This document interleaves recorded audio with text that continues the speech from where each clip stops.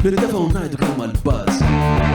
Mill-waħda neħbu tnejn. Ma nifhmux dwar x'qed irednu. Nistaqsu kif u x'fatta u fejn. Il-Podcast tal-ġod! Fuq il-Podcast tal-ġod! Mela, tlaqna. Merħba u nilqakom għall-episodju ieħor tal-podcast miegħi fil-kamra llum manna l-ħadd għajr Ira Losko. Għaldaqstant manna bżonn nibda xorta ta' introduzzjoni minn naħa tiegħi. Qabel ma nibdew infakkarkom li dawn huma l-sponsors li jiżguraw li dan il-podcast ikompli. Maple li fil-fatt huma sponsor ġdid u se jkunu magħna għas-sena sħiħa li ġejja. Derek Meats kif ukoll il-Free Hour, Stretta, il-Kutriko, Garmin E-Cabs, State of CBD Shoulder Compliance li ħebda jagħmlulna wkoll xi blogs fuq il-paġna tiegħi relatati mal-AML u dan ix-xorta ta' affarijiet mexxija minn Charles Kassar. Kif ukoll l-aġenda Bookshop, patreon.com/John Malija jekk tixtiequ tkunu parti mill-komunità tal-Patreons bħal huma minn ħafna minn dawn l-uħud li hemm barra bħalissa tissegwu il-podcast live u fil-fatt qabel ma bdiet din il-reġistrazzjoni konna nitħatu ukoll fuq l-avventura li ġejja fil-jiem li ġejjin flimkien ma' Champions u l-leġendi li ħajmexxija Mark u għaldaqstant niżgurakom li se jkun hemm ħafna ħwejjeġ divertenti, interessanti, probabbli xi ftit diffiċli wkoll.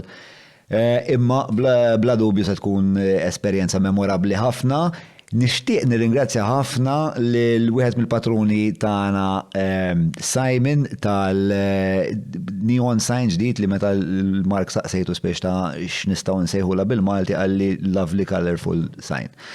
Segwuna fuq il-Facebook, fuq l-Instagram, fuq il-TikTok, meta tagħtu likes, kummenti, shares, eċetera, eċetera, tkunu ettejnu sabiex l-algoritm ikompli jaqbad dawn it-taħdidiet u ixerridhom mal-4Kn ta' konsajn ta' dinja ma ta' Malta.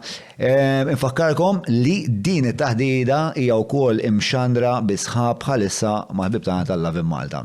Ara tlaqna. Kif inti Ira Losko? Jiena tajba. Inti?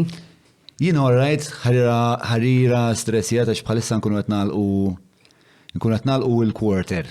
Allura nkun qed inbijaw ir-reklami għat-tieni quarter fl-istess ħin qabel ddeċida li ħajħabbar elezzjoni, allura kellna nbidlu schedule.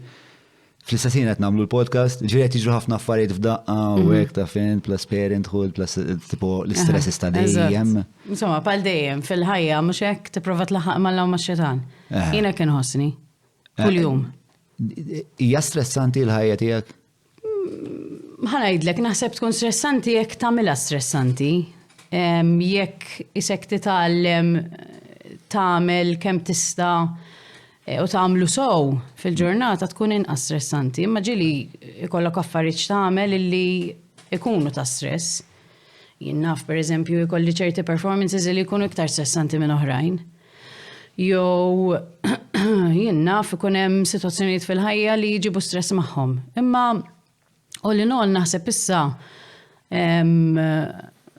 inħossni li immaturajt biżejjed illi speċi ta' I confront the day, I face it with a smile.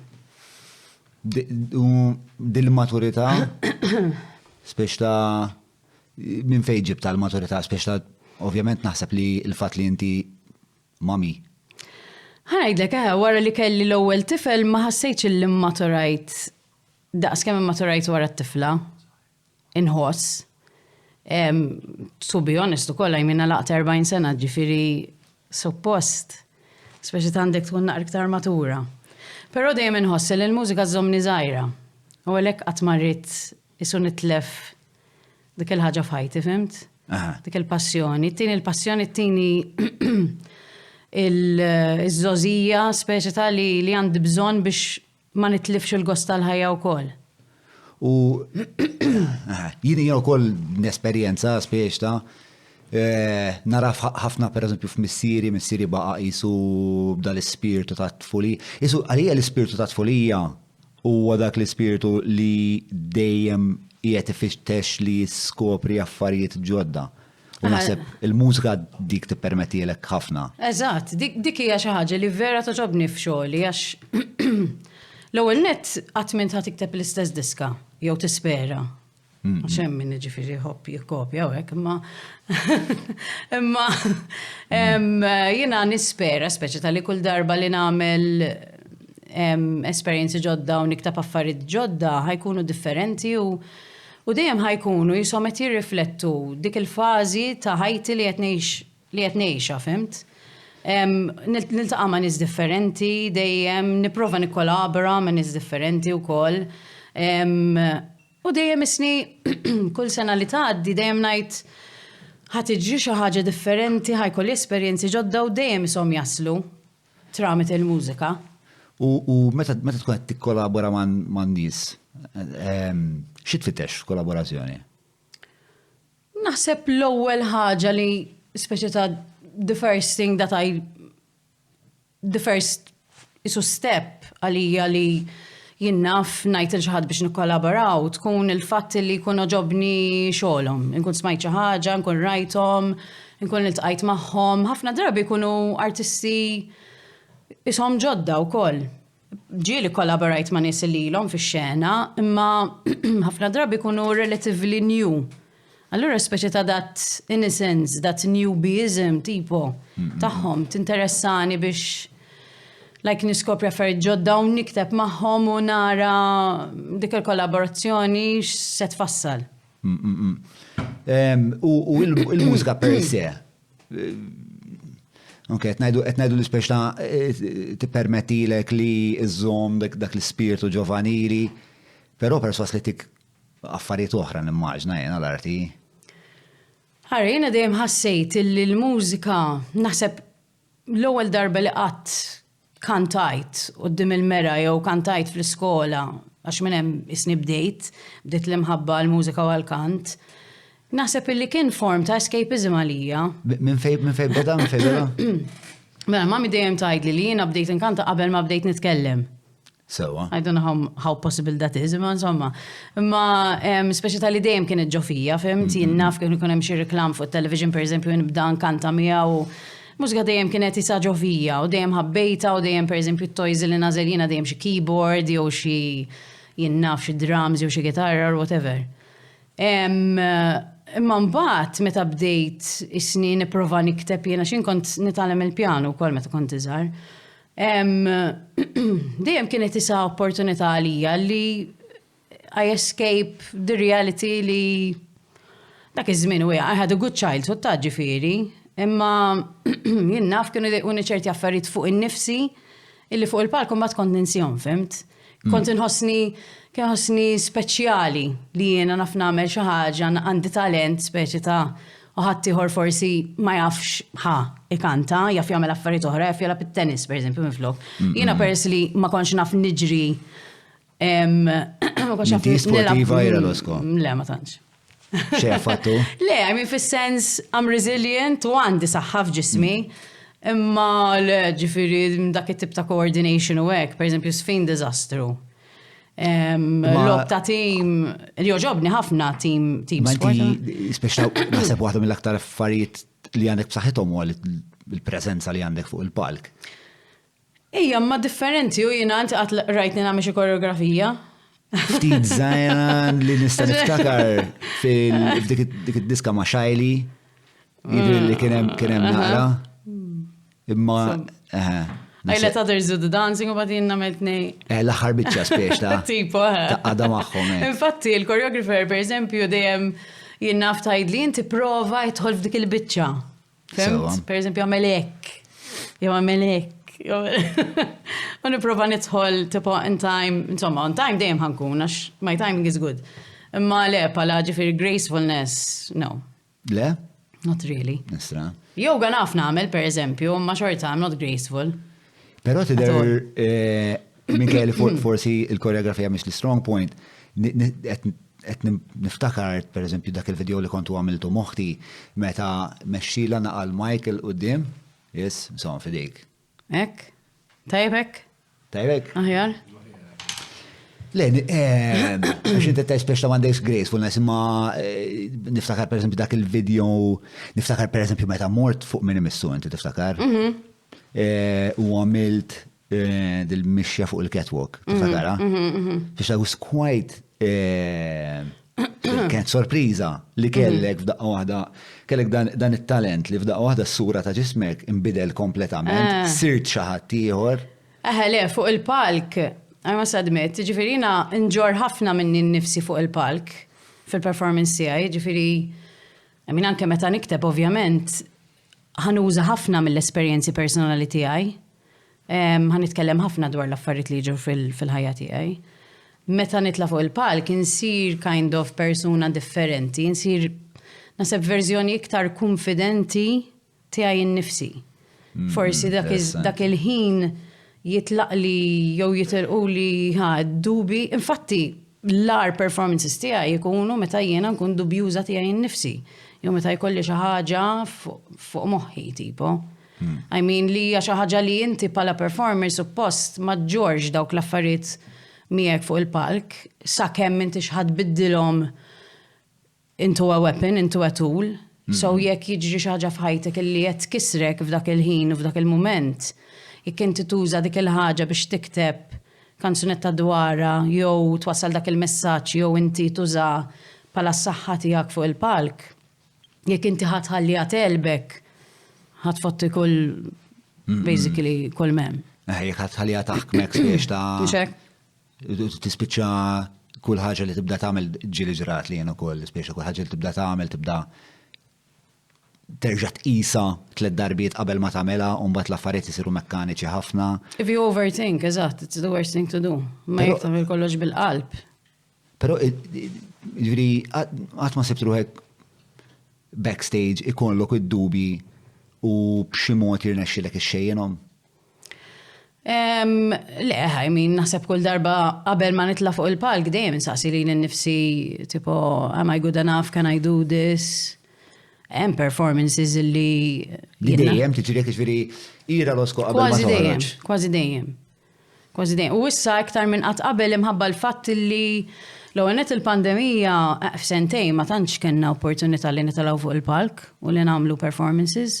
Tantx kelli opportunitajiet li nikkollabora, per eżempju, li nidħol fil-recording studio, speċjalment fil-bidu tal-pandemija, plus li jien mbagħad kont pregnant, kelli t-tifla, jiġifieri mbagħad tagħmel ħafna ħin isek il-bot minna l-ħaġa. U jiena inħoss seħed dubi, ara meta tkun per eżempju jien naf għamilt żmien fej 4 snin gas dawn, gas mal-pjanċa, fimt? Tibda kważi tidħol automatic pilot. You know what you're doing, you know what you're saying. Fimt? Imma hemm xi proċess, ġifieri qabel ma toħroġ fuq il-palk, ħafna aktar drabi tħossom id-dubji milli ma tħossomx jew tipo inti tajt li speċa iktar ma nagħmla frekwentament l-affari iktar. Inqas ma jkolli dubju. Inqas ma jkollok dubju għax speċa hemm biżejjed.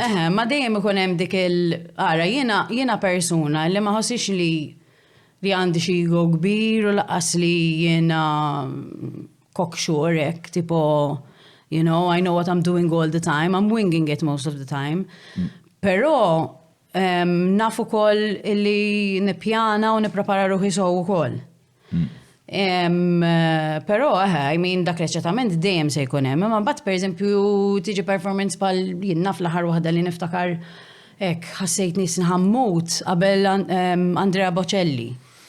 You know, naf li ħankanta waħda mill-ikbar songs li għandu pala duett. Naf li huwa speċi ta' persuna ta' fama internazzjonali, you know, kelli nidħol fil-caravan tiegħu, flimkien mal-manager tiegħu insomma u persuna oħra mit-tim tiegħu.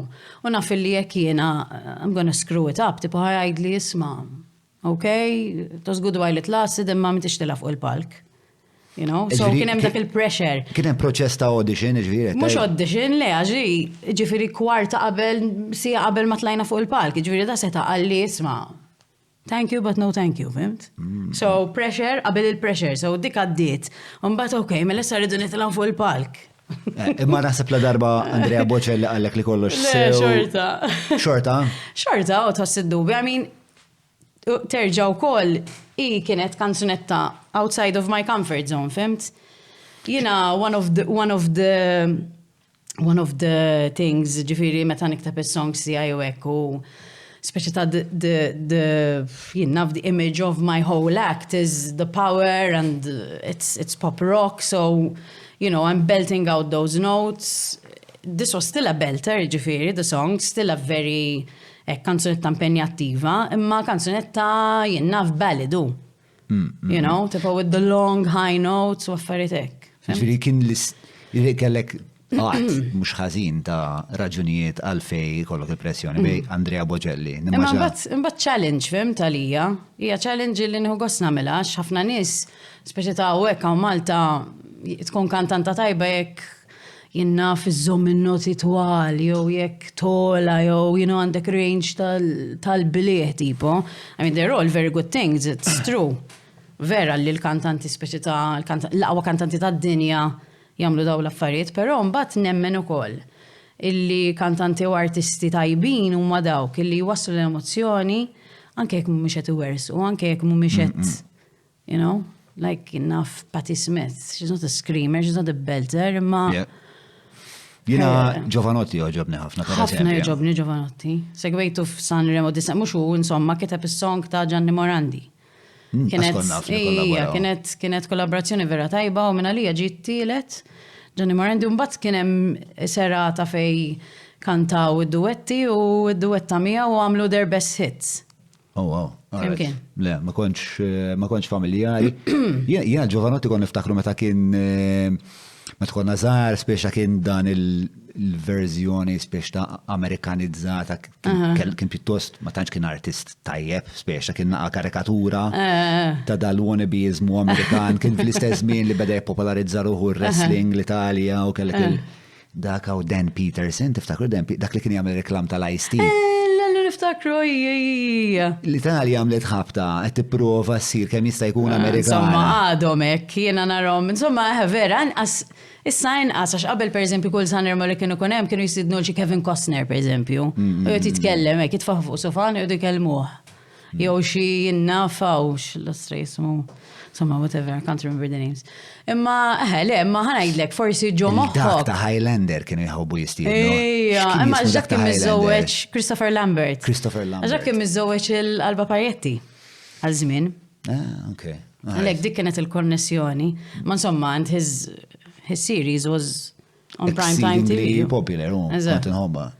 Imma kien kanta Freddie Mercury. Sigla. Ma konċ nraħta. Le, taċ kien joġobni. Le, jien kollox kien joġobni. Minn da tip kollox kien joġobni. L-elementi kollha u jien kont fan kbir ta' Freddie Mercury biex taxaq l-alla u kif tisma' l-Freddie Mercury jgħidlek taqbad il-mħaddek ta' tidaqqa l-oħtok. Kbirt ukoll fuq it-television Taljan u hekk. Mela, cartoons kollha konna rom, bekk tal-limt it-Taljan. Tal-epoka tagħna li Taljan tal-limnieħ. L-ironija li il-cartoons kollha il-manga kollu, I mean, ma kienux suitable, ma kienux taljani, ma kienux suitable għatfall. Le. Fil-fat jina u Dave li fil-fat jieten barra kellna l-istess traġit ta' pupesċenza li kien grazzi għal Margot. Lello. Ok, di gatto, Margot. Jina Lady Oscar did it for me. Lady Oscar kont najt imma di, imma mara, imma raġel, it was like a real mystery to me, kienet affaxxinanti. X'kien il-qafas ta' Lady Oscar? Oħti kienet tara ma tantx kont insegwi jien. Pers li kienet darba kont fittixt fuq Wikipedia ma nsejta l-istorja, ma kienet mara. Kienet tgħix taħt Marie Antoinette, I mean eżin taħt il-renju tagħha, whatever. U għandikun Marie Antoinette kienet tħobba. Għandikun. Iba, kienet fil-Lady Oscar, fem jisemma maħħa, kienet mara ġifiri. Kienet mara ma tamela ta' raġel, imma ma nafx jekk fis-serja ġifiri jekk il-plot kienieċ illi ijiet ta' parsi hija raġel u ħadd ma jaf li hija raġel. Ma nafx. Kemm taħseb mill-kultura Taljana li ġejna indottrinati biha affettwa mbagħad it-traġitt artistiku tiegħek? Ma nafx, xina snida l-aħħar bat jisom joġbuni Italjani fis-sens artistiku. Qabel kont iktar inħares lej l-Ingilterra u l-Amerika, tipo, għal ispirazzjoni ta' mużika. I mean, fil-bidu-bidunet I was in an alternative band, ġifiri terġa, I wasn't looking at pop artists. Kien joġbuni, għadhom joġbuni Radiohead, Tori Amos, PJ Harvey, Bjork, tipo darker stuff, fimt? Dik kienet il-band tijak Tiara. Ma Jamie. Eżatt, Jamie, Veronique, Jien Jan. il-Jamie niftakar ġil tkellimna ek l-għolem ġil taqlu xie beer fest u ek. Pero għadu għatif. mużikalment. Għadu u mux, I mean, Jamie issa jaħdem għal Orlear Brown that has been bought over by Chanel, so... Orlear Brown being? Retail brand. U issa jgħat edin taħt il-Chanel, ġifiri da minn Londra għal Parigi kull every 3 days on the train. Ġifiri ma tanċ għandu ċans. Le, ma dejjem jgħid li speċi ta' jekk nikteb xi ħaġa kanta fuqha u affarijiet hekk, fimt? Which I will obviously do. Tal-ġen. Mela, l-għom d-għen kelmu naqra fuq il-konfidenza li tik il-palk. Jow li tak il-palk. Biex ta'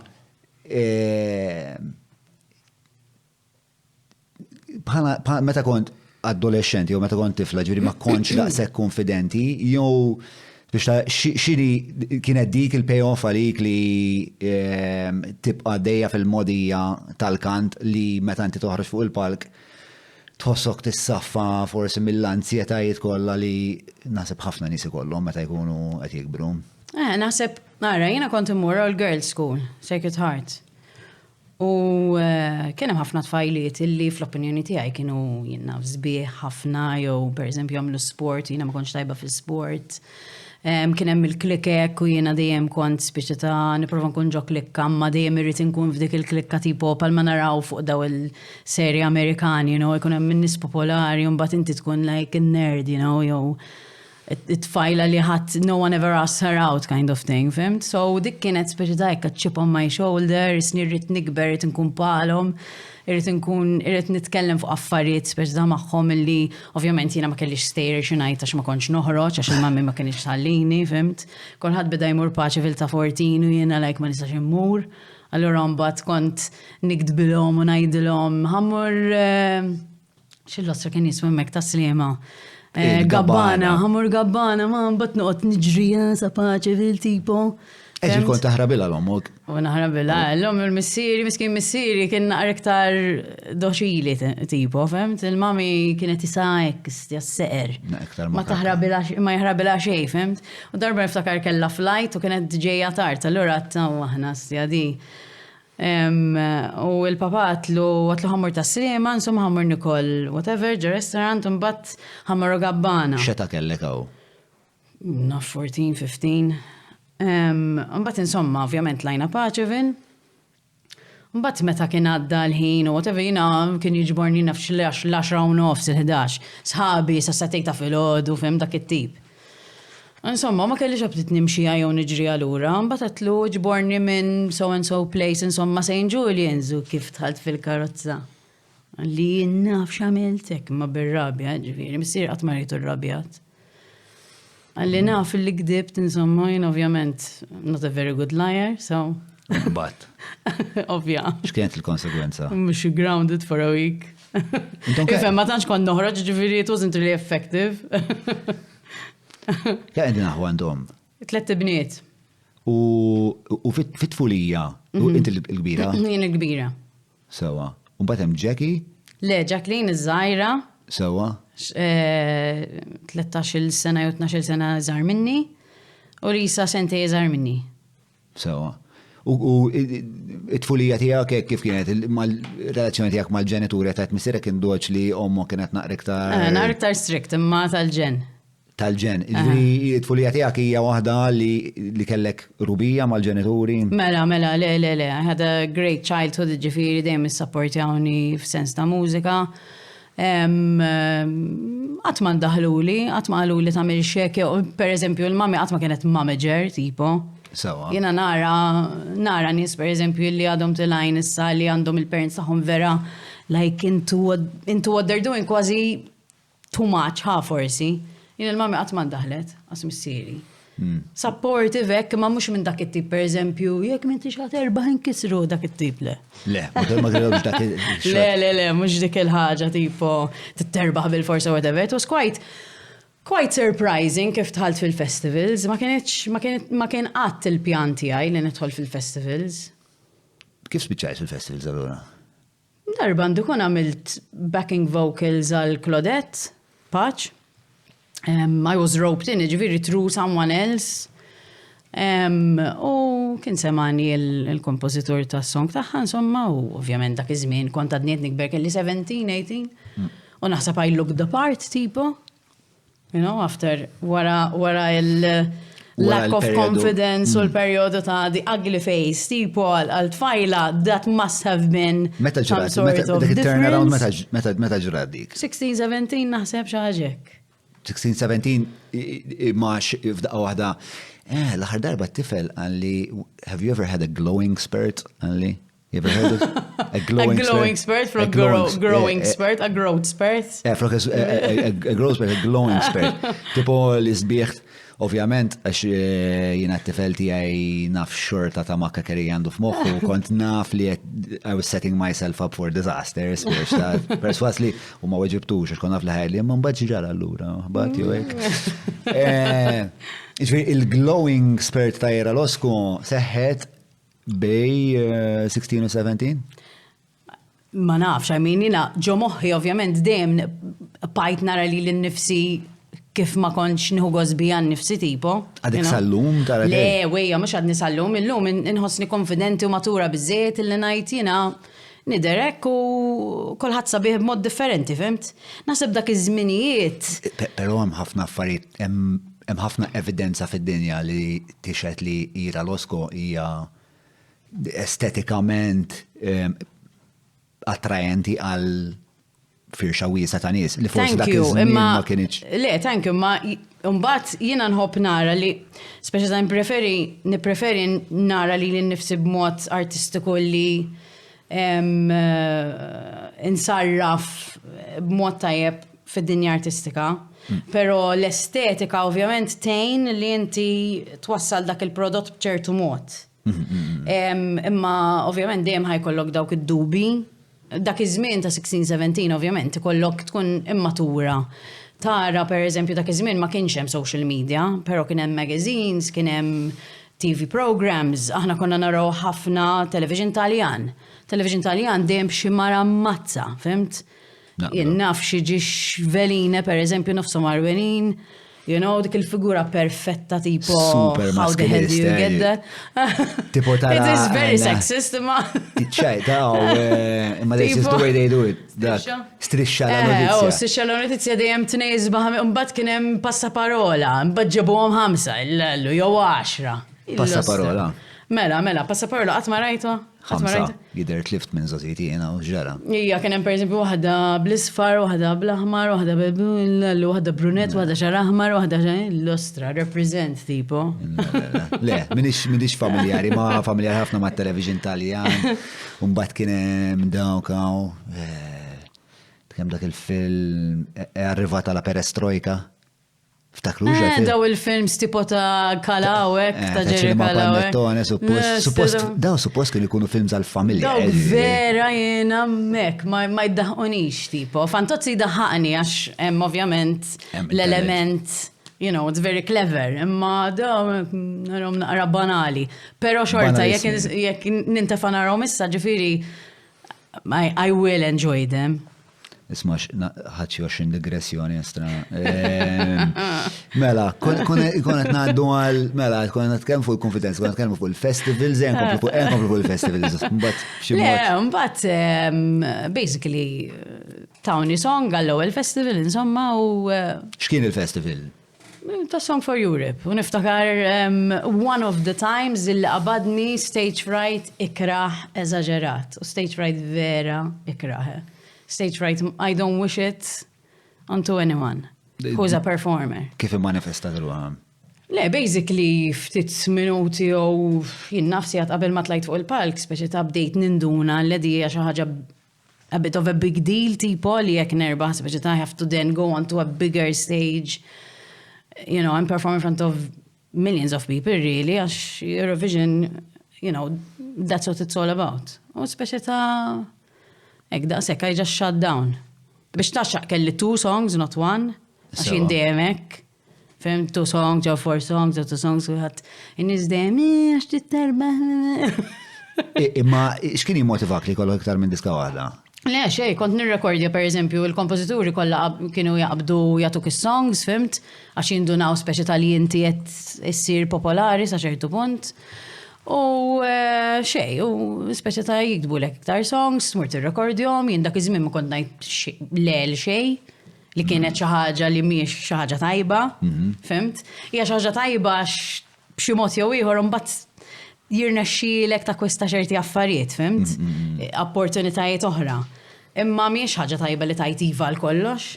Ġieli kont ngħid iva mbagħad pereżempju naf nasar x'imkien tkun xi intervista jew li naf tkun banali, pereżempju, ikun hemm nies oħra miegħek li tajtin Jew xi fucking podcast. Le, podcast tal-ġen. U issa naf x'għandi naċċetta. Tal-ġen jew ta' ġonnat? Ta' ġan. Nice one, Adele. Mawra sal-ħadnu ta' Derek mux tranzazzjoni kif ġipu laħa, fejn apparti tinqeda blifjen kwalità se tiġi mejjun sabiex issawar l-arfin tiegħek dwar dak li qed tiekol u titma' lil familtek. Biss jekk m'għandekx il-ħin ta' disa fejnhom il-belt, ibad WhatsApp lil Derek fuq 9986-6425 biex waslulek ix-xirja fuq l-adba. Inti tiftakar li aħna konna minna song fil-imkien. Mela. Kombinazzjoni ta' Claudette, Butterfly, You Rapped on It, ħarġu CDs, u ma kienx hemm featuring John IQ fuqha. You remember that, right? I remember. U kelli niskuża ruħi like xi 100 million darba, like oversight terribly minn ħati għaj. I wasn't going to bring it up because it was too painful, but fuck it, let it now. Ġibira, bro, fuq din. Ġibira. ċasta. Ma mandiġ opener. Emma ħna, nofs kedda. Niftakar, u dak iż-żmien jinħarira eżar minnek, allura li speċta li dak iż-żmien tikon popolari, speċta, int ilek ħafna popolaristi, u ovvjament kien ċempilli naħseb kien ċempilli jiddirli Paul, zammit kutajja, roġek. Allura speċa li kien... Ma nafx kif kien jafek. Lex konna ġili rekordjana xie affarijiet il-farmhouse. All right. Ta' konna nafu, mela. Inti birra tiħu? No, thank you. Mela, birra lija. Ġinkella, I'll be burping away. Entirely acceptable. Mela, il-festivals kont maħkuma mill-biza edha backstage għandek żewġ kanzunetti mhux waħda. U kelli stage fright, U kellek stage fright. Dak kien l-ewwel darba li kont tiġri fil-Malta song. Well, it-tieni darba ma pala singer. Pala xaħtet jikkompeti. L-ewwel darba kont backing vocalist. Ma' Claudette. Eżatt. U kienet dak il-ħabta meta Claudette rebħeta u Desire? Le. Mbagħad rebħet meta jiena ħadsem l-ewwel darba. Eżatt. Mbagħad it-tieni darba li ħadsem rebaħ Fabrizio, mbagħad it-tielet darba baħtien, third time's the charm. Bro, qed jitfgħu li xeba stress biex nuża t-tazza għall-birra. Imma kull darba li nuża t-tazza għall-birra dejjem naħxija. So, all right, ma nipprovaw. Fil-ma sens, ġifieri because you don't know how to pour it? Ija ta' ma tantx ninqala li. Għalfejn inti kapaċi? I think so. Ejja. Give me that. All right. Manuel Dalija wkoll għalinna li kapaċi u ħxija ġifieri, good luck. No pressure. Le, ma stja ħarġet. All right. Feeling very emasculated by Ira Losko.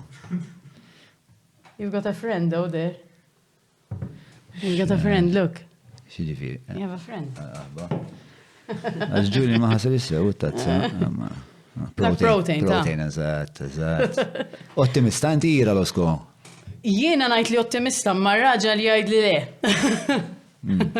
Għax naħseb in-negattività li kolli xiftit jew wisq tkun naqra d-daru. Tipo, you know what I mean? Ma n-nies isek dejjem ħadkun jiena dak it-tip li I'm very much a people's person. Nħobb in-nies ħafna, nħobb nkun ħafna madwar in-nies u hekk, imma naħseb illi tul is-snin naħseb tant ġejt overnight meta kelli 20 sena wara s-suċċess tal-Eurovision, isni ġejt illi kull fejn immur xi ħadd ħajwaqqafni. Illi, so I always felt I had to be nice.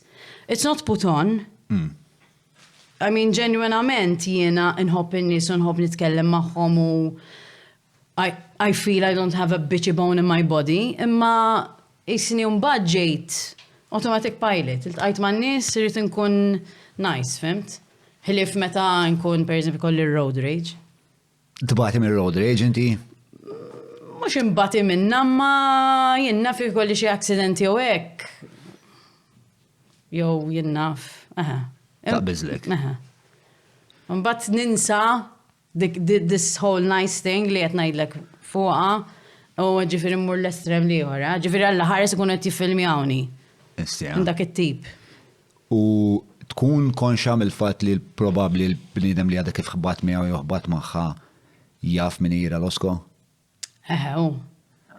U pereżempju l-aħħar darba li ġrat li fit-triq tagħna kien hemm xi ħadd qed jgħaddi l-konkoss fuq saqaf ta' whatever tal-flat, so għala għat-triq, u ma sajċ għaddina biex titfall maqsuma biex immur il-toilet tipo għat, fil-vjaċ għat t-sanżumma mur id-dar.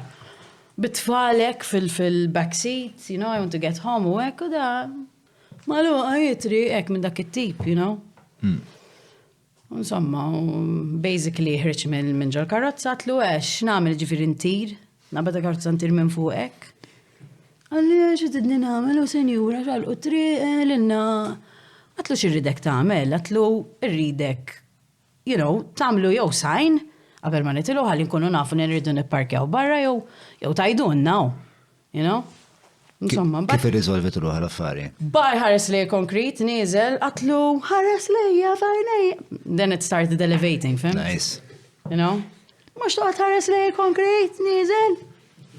Insomma, baqa ma jħares lejja, un-bat ħalt fil-karozza bdejt npaqpaq, un-bat kienem xon qiegħed id-dar u ċempeltlu, għatlu nżil issa, jek ta' nżil issa xħanulli. Un-bat nizel, un-bat insomma you don't know what happened. I mean, nothing. I want to know, we all want to look at all those faces, everyone wants to know what the fuck happened. Le, un-bat mort nipparkja, insomma nżild bitfall, ovvjament kelli nimxija u ovvjament. Il-pipi xar minna sissa? Zammejta. Zammejta, ok. Meta jkollok it-tfal titgħallem iż-żomma xorqdu fuqek u speċi tal-bladder. It reaches like a level of strength you've never known in your life. Yeah, so. Insomma, that was an episode fejn bad bdejna ngħidu xon bdejna nitqu għax bdejna ngħidu daw ta' triq ta' bdejna jgħidu l-lallu x'ġiex hotheads ġew jodu għaw, fimt? Alla ħares kienet tiffilmjawna. Alla ħares. Astja. Tal-ġen. Thank you for the scoop. About the bladder. Il-ħlas kif kien? Għax din xaġa li tifqali moħħi fuq in-nisa. Ara, jien għatma kont nibża mill-operazzjonijiet. U għatma kont imbezza mill-ħlas, u għatma kont imbezza mill-pregnancy, u naħseb il-pregnancy ta' Harry ma kontx imbezzax id-deċidejt li niqpa, jiena kien hemm dik il-whole experience tal-Eurovision u mhux Eurovision, so jiena kont naf li jien pregnant ġimatej qabel il-National Final. So qabel il-Song for Europe, whatever you want to call it. U ovvjament konna ġifiri mela jena diħlali għadil ħagġa jek nerba, ovvjament ħankun 5 months pregnant fuq il-palk, not exactly how I want to look, ma mem xej ħażin ta' billi tkun pregnant, ma jena ovvjament ikkelli estetika mod. Kienet tkun ħafna differenti, insomma. U għaddit, għamilt il-festival, erbaħt, u għamilx ta' għamil, issa I have to do it, I can't make a U-turn. I couldn't make a U-turn before, laqqas. Muxek. Was too close. Insomma, ma ħad gost illi għamilt l-esperienza u kont pregnant, għax ma għax noqgħod nifqa' moħħi u noqgħod overthinking u hekk tipo, I just did it was an experience. Skużani ħan interrompik. Mala, alright tajb. Etc. So ma kellix ċans illi noqgħod ninkwieta, ma kellix ċans niskwottja laqas, ma kellix ċans noqgħod nimxi palma jgħidulek tagħmel, ma kellix ċans nagħmel dawk l-affarijiet kollha li mothers to be jagħmluhom, plus li kieku kelli ċans xorta ma kont nagħmilha. Kax nagħmilha, 'cause as we said before, I'm not very Disciplined? disciplined, I'm not very active, you know, stuff like that. Insomma, but, you know, ġiet il-ġurnata, insomma, nfaqli l-ilma, it's like a balloon bursting inside, very weird. Insomma, morna l-isptar, bdow il-contractions. By the way, ġviri, a pain I've never felt in my life, tintilef minn sensik, tipo, dak it-tipek, you know. Bad insomma ġiet it-tabiba u beda. Qabel ma wasalt sal-punt tal-contractions, kien hemm żmien li kont ikkontempla li jafħat weġġa ħafna spiexa dal-affari. Ne, ma tantx sibta, x'kont qed nagħmel affarijiet oħra, fimt? Qatt ma sibt ħin li. No, kont qed inkanta speċa I was doing other things. I was avoiding it. So. Escaping it. Palma ħobb nagħmel ħafna drabi fuq affarijiet oħra, fimt? So, Escapism. Tema dejja. Pero, as much as I'm an escapist, I like going head on u kol fuq l-affarijiet, a bit of an oxymoron. Insomma, anyway, mbagħad bdiet dbati qalb it-tifel u ġiet tabiba u għalet di għadha miftuħa tribis, so I have to go for a emergency cesarean. So kelli il-contractions kollha, insomma mbagħad kelli this emergency cesarean u fej qatt ma tlabt mhux qatt ma tlabt il-Ġesu, ma bdejt sejra help me Jesus, help me Jesus, help me. Naħseb qajtilhom moħħhom in-nursing staff. It was very uncool of me, imma so what, who gives a shit? It's a crisis. And nothing, it was like quite not a nice experience. Pero mbagħad meta finalment tawn il-ħarri fidej, ovvjament, it's the best thing in the world. Kellek, mela, qabel ma bat pregnant, kellek din il-ħajra li s-sirom? Dejjem kelli l-ħajra, ma dejjem kont per eżempju ngħid mhux din is-sena, din is-sena ħanamel hekk u hekk. Mhux din is-sena, din is-sena ħamel hekk u hekk. Fimt? Kont naf li once il-baby jaġġo fik, bomba, għax jaġġo fik. Once li joħroġ, Tittara fejn edu, titimaw, titaħslu, titraqdu, trid. You have to be a mother. Kif kien bħala baby? Le, bomba. Oh, all right. Anke Harry. Anke Gigi. Tal-ġen, no. Very good sleepers, ġifiri, thank God. Jiena ma tantxin xi waħda li speċa nħobb l-irqat, so anke kieku ma tantx jorqdu. I'm okay with that, I'm good with it. Imma le. U it-tieni ħlas? It-tieni ħlas kien iktar okay, għax kont naf li ħankun C-section, li ħanamel C-section. Pero kif fetħuni il-gajni tiegħi Mark Sant, għalli għaw xawa u għatlu xem. Sibtu ħajd li xi twins, madonna. Għalli li għandek ħafna adhesions, għandekun kell ħafna scar tissue surrounding my, I don't know, organs, I don't know. Ma rridx ngħid xi ħaġa li mhix kif kienet, imma kell ħafna adhesions, insomma kellu jaqta, bla bla bla, but joħroġ il-baby. So it took a bit longer than expected. And the pain was worse. And the pain was worse? Wara, pala recovery. So, back to the first baby. Il-pregnancy. Dik il-bicċa xogħol ta' 5 months pregnant fuq il-palk tal-Eurovision, speċa kellek show għalli estetikament ma tidirx pregnant, imma najt għalija biex ta' jimmiex wieħed li nemmen li kull sura ta' bniedem speċa għandu d-zbuħiet jaw, imma marat ila nara femminili u sabiħa. Le, mizbuħija taħħa u kol. Le, minina peress li dejjem speċa ta' kont nuri dit-tip ta' estetika li kienet tkun differenti li ħankun pregnant. I wasn't unhappy or happy about it. Let's just say kont stennejt per eżempju 14 sena to give it a go again u forsi ma kontx nażel inkun pregnant. It-tieni darba li mur Eurovision. Xi perswadik li terġa' to give it another go? Ma nafx. Għat ma miltu jgħir? Le, I mean, konsibt fuqa, imma ħanajdlek, l-ewwel net inbidel ħafna il-festival. Inbidel in a positive way. Okay. Record labels started looking to it more, better artists started participating, you know.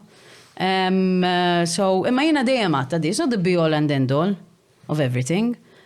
Hija opportunità li offri pajjiżna speċi għall-artisti hemm ħafna iktar affarijiet li tista' tagħmel, hemm metal bands li jmorru jitturjaw il-Polonja, l-Eastern Bloc kollu, and they do very well. Yeah, sure. Hemm hip-hop artists, trap artists li jmorru international events ukoll. I mean, hemm ħafna affarijiet oħra li tista' tagħmel, tista' tmur titturja f'ħafna postijiet. Ġifieri, Eurovision is just an event which is very well followed, an international event. U l-aħħar winners tal-Eurovision dejjem marru tajjeb. I mean, il-Maneskin, per eżempju, faqgħu kull mem. Però jiena nemmen it is when the stars align illi ċerti artisti mbagħad, you know, morru oltre minn dak il-festival. They happen at the right time. Eżatt, they have the right image, they have the right song, they have the right repertoire, għax inti tmur hemm ikollok song waħda and you die a natural death after, what's the point, tipo? Li qatt, you know, dak il-ħassel kollu. Kważi għarna, sebi, stijax. What's the point of being... What's the point of being a one-hit wonder? I don't know, I wouldn't call people like that an artist, in all honesty. Jena nħoss li nixtieq inkun kreattiva kważi kull jum. Palissa l-frustrazzjoni tiegħi hija li nixtieq inkun kreattiva ma ndiġix it-tfal id-dar li ma jħallunix inkun kreattiva daqskemm nixtieq. Xorta ta' there are no excuses, ġifieri, issib dawk il-5 minuti, sija ċans illi tkun pereżempju waħdek fil-karozza u nagħmel xi voice note jew nħaxwex xi ħaġa or whatever, fim? Imma għandek xi xorta ta' pjan formali jekk fil-ħajja tipo jekk inħares lejn il-kalendarju tiegħek. Għandek pereżempju 4 sigħat il-ħamis filgħodu fejn jiena se nikteb. Mistra, nixtieq ikolli hekk, imma vera m'iniex organizzata hekk. Infatti, pereżempju, llum il-xogħol għatlu wara nixtieq nagħmel jumej fil-ġimgħa fejn pereżempju nagħmel l-accounts tiegħi. Għalli, I know it's not going to happen, so don't even plan it, because it's not going to happen. Ma nix bżon jumej fil-ġimgħa biex tagħmel l-account. Sakemm mhux qed nagħmel. U le, naf, it's just like, għax jiena mbagħad, pereżempju, nixtieq nagħmel training, mela kull jum ħanqum fil-5 ta' filgħodu. Not gonna happen. Unachievable, unattainable goals. Mux tagħmel tibda. Le, għazbis nibda. Ġili bdejt, ġili bdejt. Ma le, mbagħad jiġi ħaġa, jinnaf pereżempju qabel ma kelli l-ħarja, kont qabatt immur. You know, fil-5 ta' filgħodu mmur il-ġim, tipo, nagħmel sija, nieħu shower, nħossni tal-ġen, noqgħod nieħu ritratti, hekk, fimt? Mbagħad sirt naf li pregnant, fimt? Ma tistax tiskwottja bil-weight, għax tagħmelek, ma sax. Mhux hemm xi tip ta' reġim li Probabbli ma inti taħseb illi jien għandin jgħid ruħi ngħid li hemm dik. Le. Da kollu għana astrampa lija. Għax peress li inti għandek biex għandek il-ħajja maternali, għandek il-xogħol, għandek inti bħala artista, u mbagħad ovvjament għandek nasumi hemm xi aspirazzjonijiet oħrajn li inti probabbli għandek flimkien mar-raġel tiegħek għal-familja biex ta' inti persuna li qed tinnegozja ħafna affarijiet f'daqqa. U speċa jekk ma jkollokx, ma nafx li kieku jiena ma jkolli xi xorta ta' organizational skills. Eżatt. Mhux organization skills. Tipo jien m'għandix organizational skills, jien għandi l-Adell u għandi l-Kel. Imma li kieku meta ma jkollix, u qabel ma kelli daw il-dilajnuna kollha. Biex kont impoġġi bil-qeda mal-mara li ħafna iktar organizzata, konna għedila li hija walking Excel sheet, u kienet torganizza li ħajti, u mbagħad kemm jista' tipo niftakar l-ewwel darba qalt li għattilax madam, bdejt namella, tipo, għalla, irrit nikteb l-iskript, nikteb 7 xeni għal-Limestone Cowboy, irrit għandi dik il-deadline ta' randon, hemm dik il-son, l-accounts, xie sentej mamulant l-account, ġen minn da. U poġġit, mi għatli, għajdli kemm id-dum biex tikteb xena. L-għallu għadet toqt t-tamjela kollax? Ma nafx kif kemm id-dum kif tikteb xena, għat ma konsider, tipo, l-axħar ħaġa li artist jaħseb meta jpoġġi bil-qeda biex jikteb xi ħaġa, hija li speċta hemm timeline fuq għad il-ħaġa.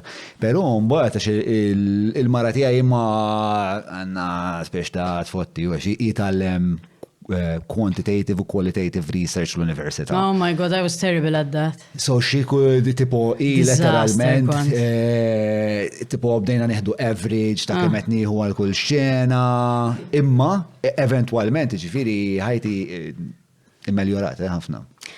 Dik il-credit kont namela ma' Father Kirkop u kull min kellu l-Father Kirkop jaf li din kienet l-iktar azzjoni kiet iddejjaqna fid-dinja. Tasal tard jagħmellek? Jiġifieri? Ġifieri barra ħatiqpa. Anke 2 minutes sa tard jagħmellek hekk. Madonna kien kolli għabtit niksir l idej.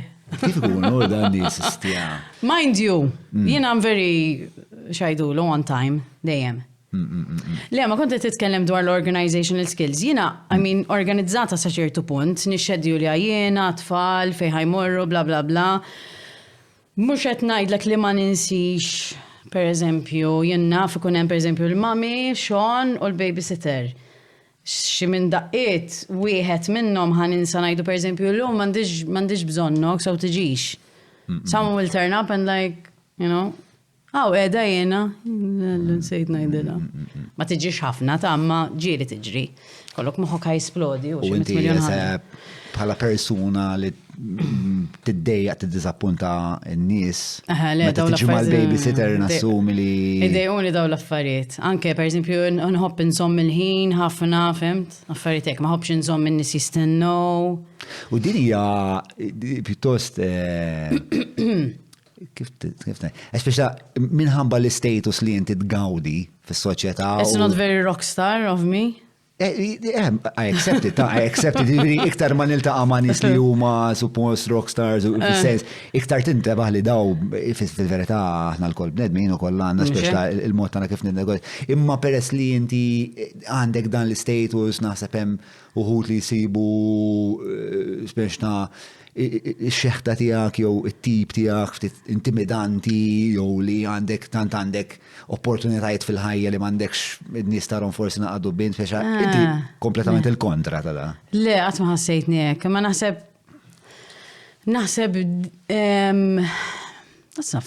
kif nagħmel nispjega. Naħseb il-fatt li dejjem kelli dak id-dubju żgħir ġo moħħi, fimt? Like dejjem ma kontribwixxix għal xi ego massiv. Jien naħseb hemm differenza bej li tuża l-kapaċitajiet tiegħek kulħadd differenti ara. Jien m'iniex laqgħa kantanta, m'iniex l-isbaħ waħda, m'iniex l-aħjar songwriter, m'iniex l-aħjar performer, imma għandi ħafna qalb, għandi ħafna passjoni dak li nagħmel u naf li kull darba nitla' fuq il-palk irid inħalli xi ħaġa man-nies. Irid nagħtihom xi ħaġa. You know? Imma ġeneralment in-nies li jkunu biex in-nies jipperċepixxu n-nies li jkunu naqra forsi naqra snobs u naqra diffiċli meta ħadkellimhom u hekk ġejja mill-fatt li inti tant tgawdi popolarità u stima, eċetera, eċetera. Dawn l-affarijiet li inti qabli l-iktar persuna popolari f'Malta. Alla x'eżaġerazzjoni, le ma naħsibx imma le, imma Mimma kienx jaf min ira l-osko, imma xandu xjaqsa. Il-popolarità dik, preċiżament kemm jafuk nies. Le, imma. Top 3 da? Top 3. Skont Google. Astja? Anka l-Google, sa Google mhux Malti jidher li. Le, wow, I didn't know that. Xi qatt ma ovvjament taf li inti tgawdi popolarità kbira. Le, żomm, jekk qed tistaqsini ċekka Wikipedia niċċekkja, għax ġieli kien hemm informazzjoni ħażina. Fimt? Fiha u affarijiet like scandalous. So I check regularly. Scandalous such as? Għax apparently whoever can change it. Ġifieri hemm nies li jistgħu jibidluha. Ovvjament jiena computer literate galore. Ġifieri jekk insib xi ħaġa li mhix kif suppost fuq Wikipedia, nibda nfrikja, dan ċempel minn naf tipo li hu relattivament tajjeb u ngħidu neħi, pereżempju. L-imxorta ta' ereżijiet kien hemm dwar. Jinnaf, pereżempju kien hemm żmien fej il-Photoshop beda kien ikun hemm ċerti images tipo li ovvjament m'iniex jien, fimt? Imma mhux fil-Wikipedia nittama. fil-Google u tittara n-nisa għaw tal-ġak iż-żmien il-gossip fil-grocers u. Tipo, fimt, rajtu għax għamlet? Mela. Fimt? Dak it-tip. Imma le, anyway, talking about... Popularity. Kif, mela, jiena fil-fema tiegħi inti u forsi Pepi Azzopardi biex ma nistax nimmaġna fejt tmur iktar speċjal quċċata edemmek Joseph Muscatu ovvjament. Speċjal dawk it-tlieta, it-Trinità mqazza ta' Malta, Joseph Ira u Joey. Sissa mill-ftit Facebook searches li għamil Joseph Kalleja l-unika persuna li sibt Malti li għandu iktar Facebook likes. Eżatt. Ija, ma dak mhux popolari Malta biss, qed tifhem dak qiegħed barra wkoll. Titkellmu Maltin popolari. Maltin, ma l-iktar Maltin popolari ngħidlek Ira Losko, tipo jien qasandi Wikipedia. Qed inħossni vera ostriċizzat. Żgur m'għandek wieħed. Żgur Għamilli m'għandek. wieħed ejja ħamos nisew. Le, ma naħseb ara, fit-trobbija tiegħi ommi missieri dejjem l-għonet missieri kien he enjoyed his popularity as well. Kien jilab ma' Malta, kien jilab ma' Slima, fis-70s kien jilab ma' Malta u fil-80s u kellu daqqa ta' ras vera tajba u speċi ta' kien maħbub ħafna. U naħseb il-fatt li kien maħbub kien il-fatt li kien maħbub daqshekk kien il-fatt li dejjem jitkellem ma' kulħadd, you know, very genuine person. Insostni illi qatt ma nxtara, ngħidha ġifieri b'wiċċ il qudiem, dak iż-żmien iktar kellek raġuni għal xiex tinxtara, għax ma kienux iħallsuhom il-footballers. Kien jagħmilha ġifieri passjoni kbira, kien imur ix-xogħol fit-8 ta' filgħodu jkun il-belt, jispiċċa fil-5:30, jiqpa sejjer training ta' Slima fejn għandhom il-ground. U x'in jasal id-dar konna nkunu reqdin aħna, jiena waħdi. Tudi ta' kuljum? Naħseb ta' kuljum hu, mhux kuljum ikollhom training futbol. Ġifieri inti qed tgħid li l-fatt li missierek kien popolari u rajtu speċa kif il-popolarità ma talatlu xarrasu. Eżatt. Ta' enitek lilek ukoll li tajt isma' hekk il-popolarità jiena. Anke l-mami tiegħi pereżempju kienet taħdem mal-airline, ma' National Airline. U kienet ħafna proud minn xogħla, fimt? Ħafna dejjem she goes the extra mile, fimt? Mhux minn dak it-tip dragging her feet to work or whatever. She was very proud of it. U naħseb il-fatt li dejjem kienet so courteous, so smart u hekk, you know, rubbed off in a good way. Naħseb. Però semmejtu koll id-dubju, għat peress li jena dejjem ikollu dan id-dubju. Ma dak ukoll kontribwixxi u għax inti ma nintix tkun. Kontribwixxi biex ma ssirx narċisista tajt ġifieri. Ija, anke sħabi pereżempju, mhux minn dak it-tip l-lu kemm minn tal-ġen, l-lu x'leħen għandek, l-lu kemm kont tajba. Min ġieri għajdu li tal-ġen nostra kemm ġobna l-konċert, pereżempju, ma ħafna mid-drabi għajdu l-lu kemm għandek xarek ikraħ neħi minn hemm. Jew x'illostrant libsa men. Jew isma' like afi wkoll għax, you know. Tipo għek, dejjem grounding me, nispera, mux għaxi qed inħoss li għaw. Le, bilanċ. Kas li nċemplu l-179, qed inħossna element. Hemm bilanċ tajjeb, imma iktar speċi ta', you know, hemm dak it-tip ta' mhux adorazzjoni, you know, like. Ma żommx. Bla sensaġni hekk. Sycophants madwarek. No, jiena il-best friend tiegħi kienet l-ikbar fan tiegħi. Kienet tiġi l-iskola tiegħi, imma 5 snin żgħar minni.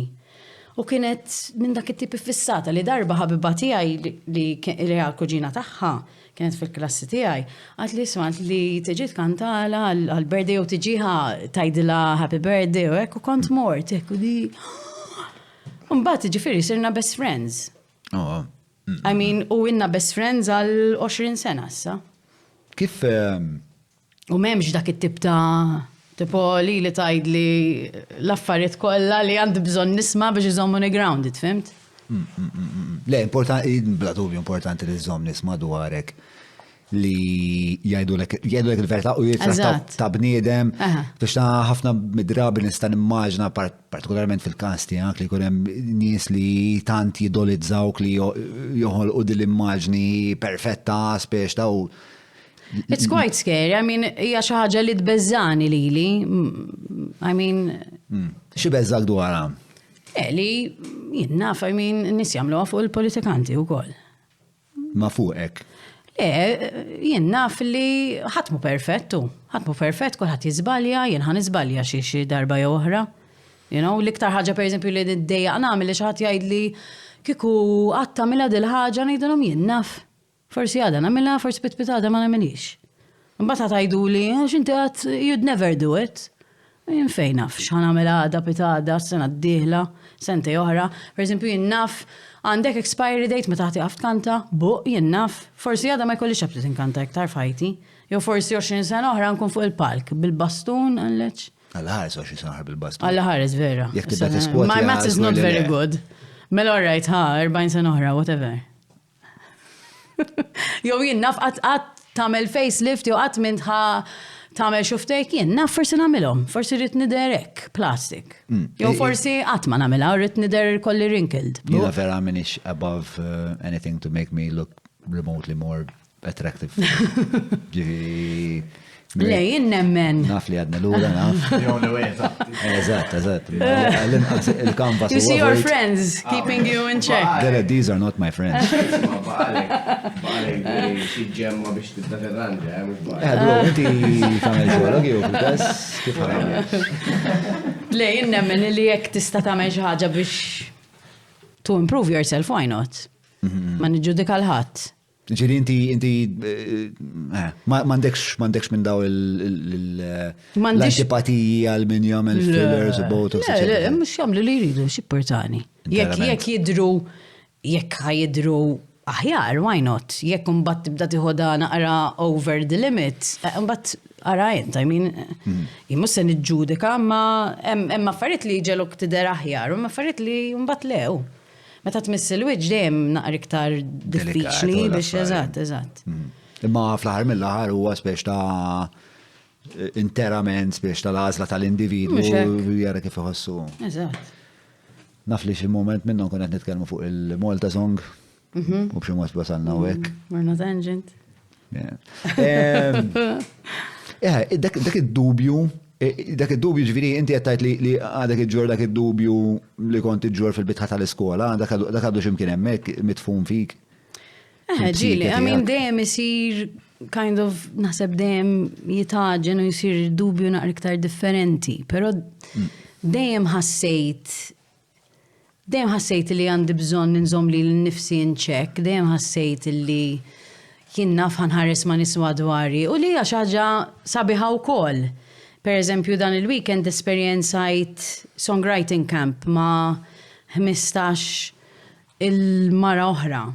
Kulħadd differenti, kulħadd minn different walks of life, kulħadd fi stadju differenti tal-karriera tiegħu.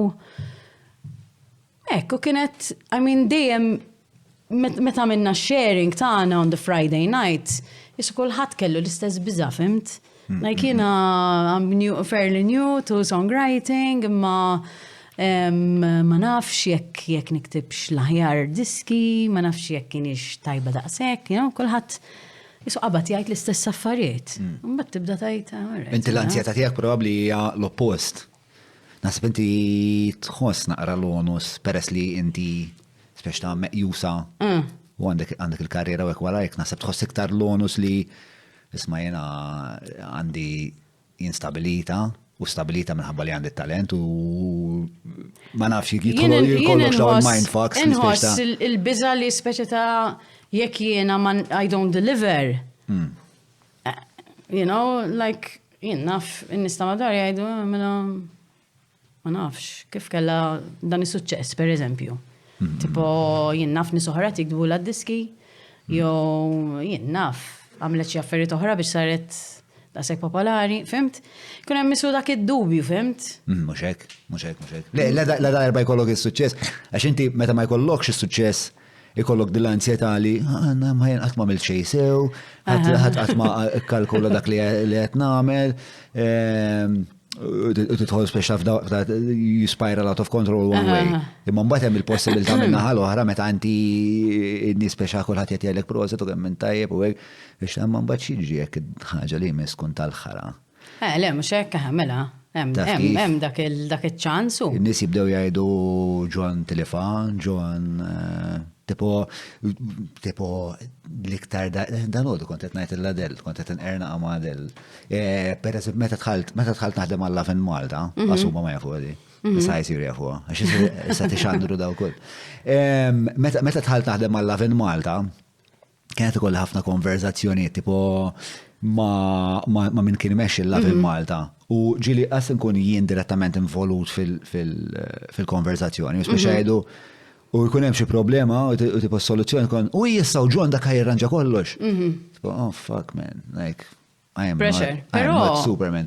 Però I think it's fis-sens xaġa pozittiva. Le, għamilt l-ewwel ġimgħatej fucking it-terrorizzat, li ma nafx u plus li kien hemm dal-corporate structure, jiena qatt ma kont ġo corporate structure, tipo ħsibt li peress li issa impjegat, kont li ma nkun impjegat xi 10 snin jien.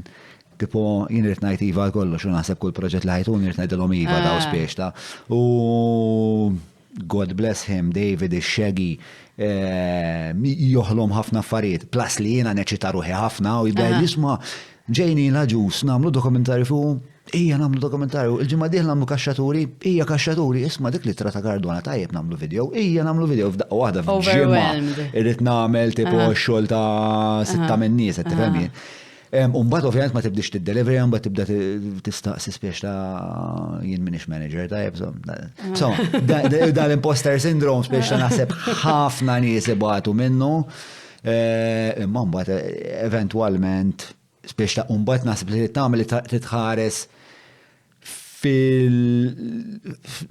lejla affarijiet kollha li tkun ħloqt biex tara l-evidenza ta' isma' jiena għandi l-kapaċità għandi fl-aħħar mill-aħħar iskont naqa' shut the fuck up u waħdem. Le, anke ġieli pereżempju il-weekend li għadda batit li kantanta popolarissima. Għad li speċi ta' ħanamel collaboration album, tixtieq tagħmel kanzunetta miegħi l-ewwel like xajdu l-wiva, rrit namela, mbatt like dak id-dubju, l-għallu maġina tibat li xaħġa, rrit nikteb fuqa, nibatela l-ura u speċi ta' tajdix l-ostra batit li, Imma, dik it confirms, it reconfirms, speċi ta' li jett namel xaħġa tajba, ġdi biex għalt li namlu xaħġa fl-imkien, ovvjament, she looked me up, fimt? Rat dak li nofri. If it was crap, she wouldn't have asked me. Immaġina, ma nafx. Maġek. Sakemm ma diċ tarinna, ma kienx up to date or something, bu. Naħseb li u koll, ġviri, ftit mill-aktar uħut li narawhom li għandi reverenza lejhom, per eżempju, nħobb nsemmi ħafna Michael Jordan. Okay. Rajtu il-dokumentarju tiegħu Save the Last Dance. Għazzax dokumentarju dak bil-hip-hop tan-90s għaddej l-ħin kollu, l-editing tal-bliħ. But Michael Jordan aqqas kien l-aqwa basketball player fil-familja tiegħu, bro. Istra. Laqqas kien l-aqwa basketball player bejn u bejħutu.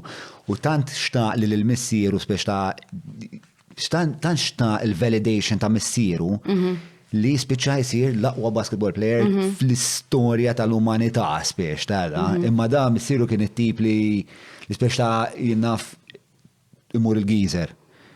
Missieru imur biex isewwieħ, Michael imur ħdejh u joħodlu il-kaxxa tal-għodda, jgħidlu għarajt issajjed il-ħukej ħanaħdmu. U tant kien iħossu inċaħħat mill-attenzjoni ta' missieru li baqgħet timmotivaħ tul ħajtu biex dejjem ikun aħjar, ġifieri darba saqsitni il-mara biex kif ħanamlu. This is a terrible thing to say, ma. Kif ħanamlu biex it-tifla tagħna biex it-tfal tagħna jkollhom din il-kirba biex kunu nis eccellenti. Għattila, we have to give her a sense of inadequacy. Istra. But we didn't do it. I would never fucking do it. That could have been super unethical, ma. But I know what you mean. Pero enti oġġettiva ma tfal, tipo jekk iġibulek drawing and it's not fantastic. Naħseb tant, għara, per eżempju, il-lum kontet noħroċ il-handout insomma mill-plastic folder ta' Harry. U kellu drawing tiegħu innifsu, hija vera kienet ħelwa bix-Sharnock li, orange hair tipo, wiċċu hekk. Għalija, it's the best, mhux not the best drawing in the world, ovvja, imma it is tipo, taf kif għax hu għamilha. ħanajdlek u kol kien jobot jagħmel coloring. Tipo sa sena jew sentejlu. So għalija l-fatt li he actually got a pencil and drew Umbat Eżatt. per eżempju penġa xi butterfly, u mafx penġa. Ma hekk, isu qed isir aħjar. Allura li mbagħad it excites me, fimt? Il-fatt li qed jimpenja ruħu. Eżatt, u qed juhu gost jagħmilha. Naqbel. Imma it-tifla tiegħi ġili kienet tiġi ħdejja bil-tpinġi xi ħaġa speċta u l-coloring b'xi pol nofs kedda. Tipo għax naf li l-papa ħajajdi jisma mill-coloring. U tagħmilha l-coloring bla d-doċ. U ngħidilha spiex ta' Ma sajġi kalori ta' deċenti ma l-koluri naqastra. Peżanti ostra. Bażwin. Ment fit. Thank you. Le, isma, ma fuq li attint tal-validation vera għandek raġun. Fuqa. Jien per eżempju rrit il-validation ta' ċerti nies. Jien meta kont per eżempju ma' Tijara, konna mmorru ndoqqu ximkien. U jien naf per eżempju xi artisan market per eżempju, fimt? U ndoqqu għanna l-original songs tagħna xeba wrist-slitting stuff. Ovvjament, no one's freaking out about it, tipo, you know? Tipo mux pal meta nkanta Hey Now, issa, you know, kulħadd like, it's a fun song, it's like summer, you know, all this crap. So, kont inħossni frustrata ħafna li speċi ta' tinkantaw is-songs tagħna, you know? Jiena fl-opinjoni tiegħi kienu l-aqwa songs fid-dinja, x'ovvjament kienu l-ewwel songs li qatt ktibt il-lyrics u l-melodija għalihom. U n-nies speċi ta' fil-Ġermanja the pommes crowd they call them, you know? They go there to eat chips. Okay. Pusher brigade, basically, you know? Nisbil push ħanara minna għati kanta għamida l-skla. Mux hekk. You know? Kemm Tipo dak għamilt minnhom it-tip. dawk il-gigs. Il-trade fair. Per eżempju, fimt? Ma bad ġiri, per eżempju, kienu kunem affarijiet li tajt istra vera naf li dimiex, like it's not the pinnacle of my career, but #winning. Kulħadd trid jiġi rat miegħi tipo mal għal xi ħaġa vera banali u vera mhux artistika, fimt? Eżempju? Jiena, per eżempju, semmejt it-trade fair int. Sewa. Fimt, skun għamilt per eżempju xi deal ma' xi ħadd, ma' xi kumpanija, u per eżempju fi żmien li inti tkun l-iktar popolari jgħidulek jekk tiġi per eżempju trade fair, tieħu ritratt ma' Losko, fimt? Kien hemm it-tfal Kondi ħafna gost għax nara tfal vera Halloween, bla bla bla, ġifieri kien hemm parti ġenwina minna, ma mbagħad parti minnek tajt, this is kind of cheating, you know? Why is it cheating? Għax minn tiġet kanta. It's not your stuff. Fimt, misek minn tiġet kanta, għedem speċita biex jihdu ritratti ma' kinnis. Ma Tipprovax tifhimni. Interament, isma, dan il-podcast huwa psychoanalysis, just so we're clear. Imma, why is it cheating għax dawk in-nies qegħdin hemmhekk għax inti kantanta vera tajba li. Alright, ma per eżempju jkunu nies li jkunu samaw diska waħda biss minn album ta' 12 diska, fimt? Illi dejjem se tiġri, illi ħajkun hemm in-nies illi vera jħobbuk pal-artista kun jafu kull song illi tkun ħreġt, kull album, kull kelma, jifmu, jirrataw miegħek, bla bla bla. Mbagħad ikun hemm dawk in-nies illi xorta ta' tal-ġen, ġifieri God bless their soul, like ikunu fans. Imma ikunu speċi ta' supporters imma ikunu jħobbu diska waħda biss, per eżempju, fimt?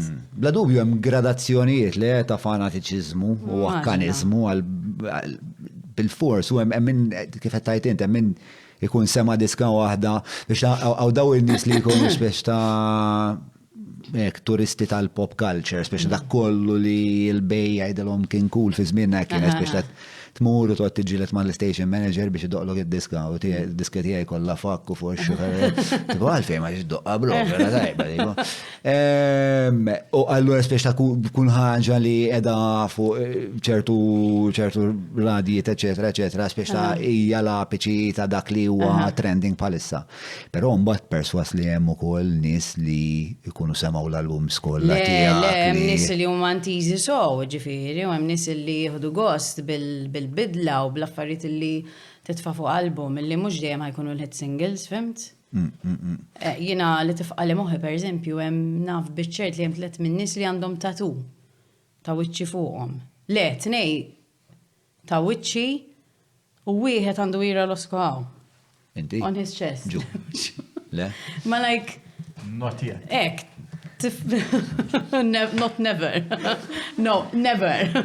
Le għalfej, kif tipproċessa dik il-ħaġa? Le, l-ewwel net niftakar waħda minnhom kienet segwaċi tal-mużika tiegħi, però kienet ukoll saret tipo ta' ħabiba tiegħi ukoll sa ċertu punt. Mhux jiġifieri li niklu l-kirxa flimkien, imma kienet minn dak it-tip nara fil-gigs u nsellmilha u nkellimha bla bla bla. U insomma kienet Nasbir nerġgħu nresqu l-majku. Sorry.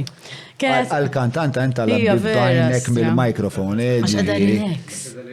Għada relax. Tajjeb, sinjal tajjeb. Għada relax. Tista taqbdu hekk Tajjebek? mill-ġogi li għedha. Le, u kienet għalt li speċi ta' l-birthday naħseb ħanamel ħanfuqa tatu ta' għalt li. Għatela ħajjena, għalt li mela. Di, insomma, kien ritratt partikolari. Għawek. Għatela bis-serjeta. ċerita li tittamel tatu. Tijaj fuqek, forsi naf senti oħra konat xaħġa, jom il-ċaħġa, u kantajt ċaħġa ma noġbokx iktar. Le, għalt li ħanamlek ta' Għanda tutu vera tal-ġenna, ġifiri, minna milila. Għajmi mux tal-ġenna xijiena għada fuqa, tal-ġenna ġvera mamula tajba. Għalfej taħseb x'wassala? Ma nafx, imma tifqali moħid il-ħagġa.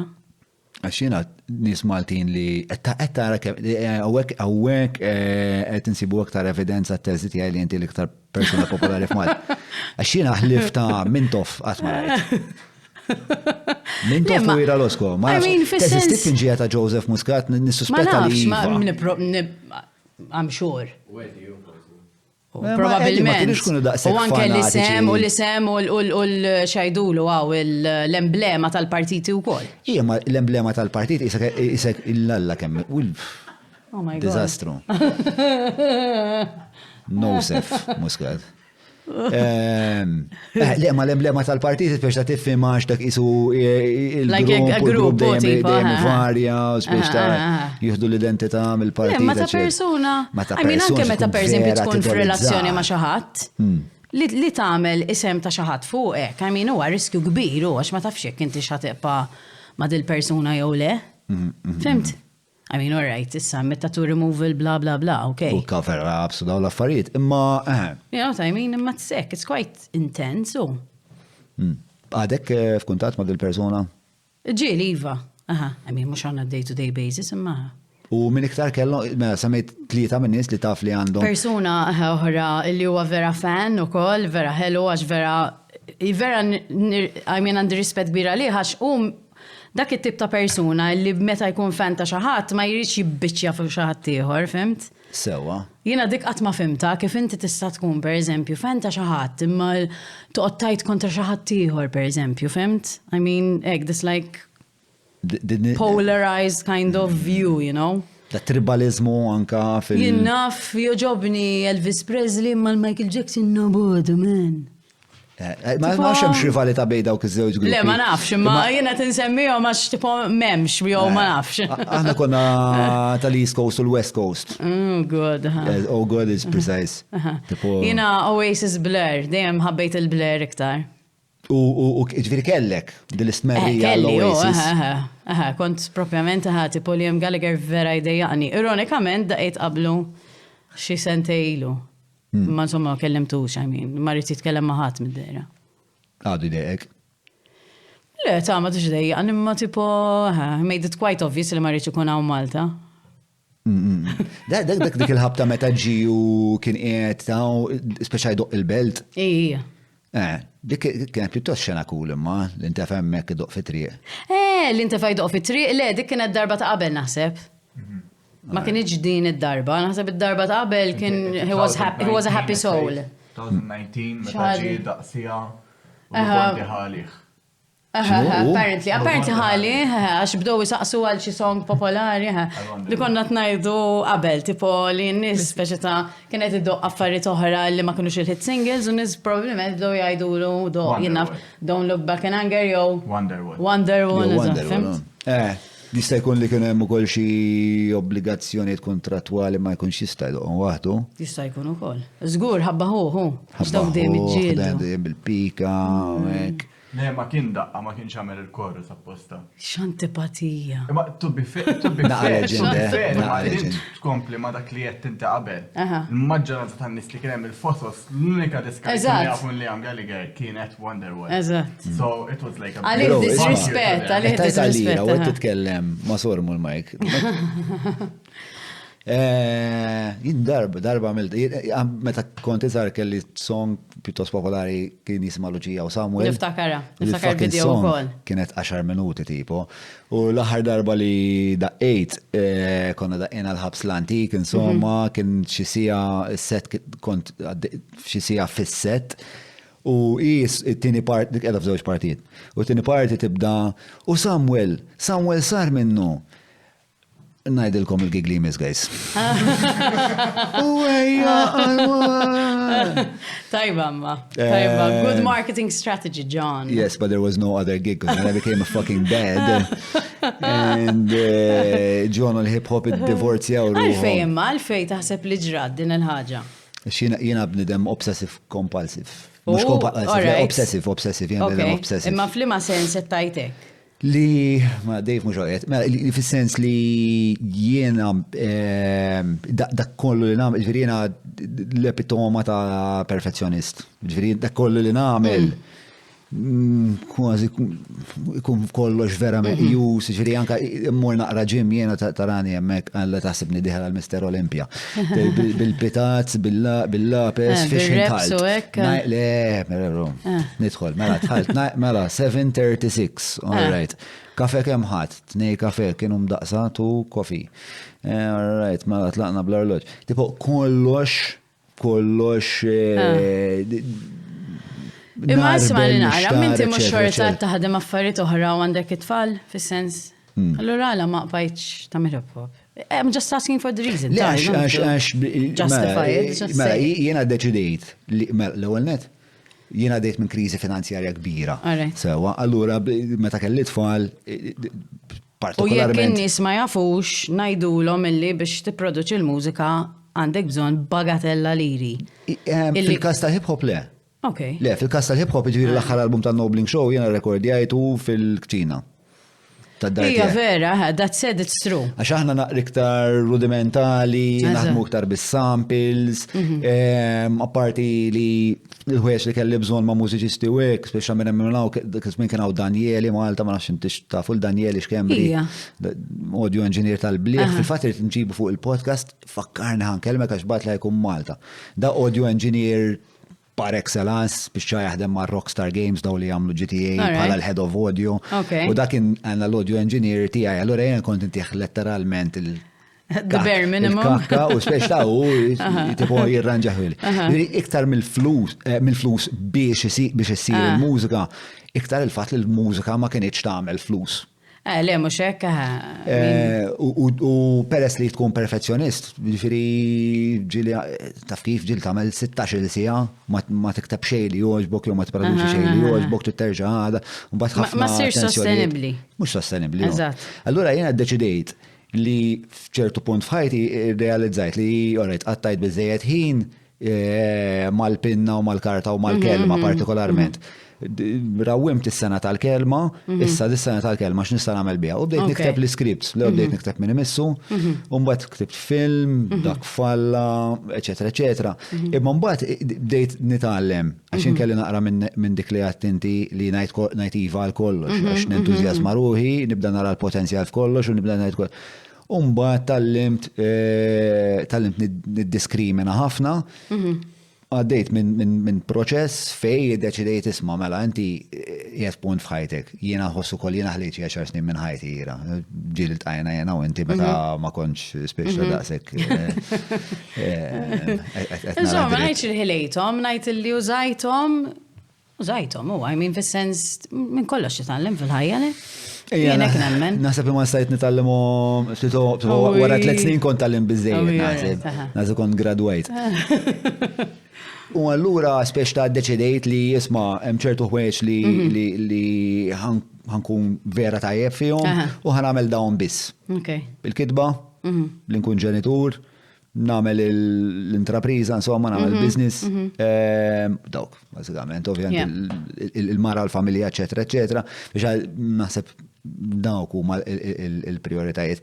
Però, reċentament, kienu steduni fuq Serata Ron. U ħadd opportunità ta' biex ngħid fuck it ħanerġa' nirrepja u ħadd buzz ta' doluri. Għaxek tunġa fiku. Ija, il-ritmu għagħu u issa t-nuħu baza xit-tifla tijaj għanda 6 ġat il-repja, u għanda ritmu ġifiri, jinkonna l-em il-rep il-ħabs, konna l-em il-rep fil-skejjel u għek, u per esempio konna l-limom titħol fuq l-offbeat. Ok. it-tifla tiegħi l-ewwel u dik kienet xi ħaġa vera kienu jdumu biex jaqbduha. Biex ta' 1, 2, 3, 4. Kienet vera komplikata għalihom. Għal min mhux biex ta' rhythmically inclined, it-tifla tiegħi men orejtilha darba u għamlita ostja. Ostja. Ovvjament dak il-moment sirt dediger f'moħħi tipo alla issa binti mela binti issa inti daqshekk bale daqshekk inti ġa kont qiegħed fuq il-palk tal-X Factor bira tin il-Golden Buzzer kollox immaġin. Talent, John. U X Factor. Hemmhekk qegħdin. X Factor li Malta. Ija, mela, hello, edha ġaġ fuq. Edu kompli għaffeċ. I will quit while I'm not ahead. Hello, John. Sorry. I mean, I'm just, fuck, xnaffeċ, bro. But, mela.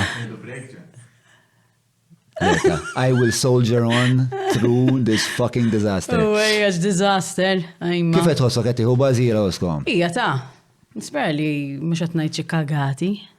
ħanħdu barometru ta' kagati. Kemat kagati. Zero kagati, għarajt. Xebat bissim, tajjeb. Mela, ira losko.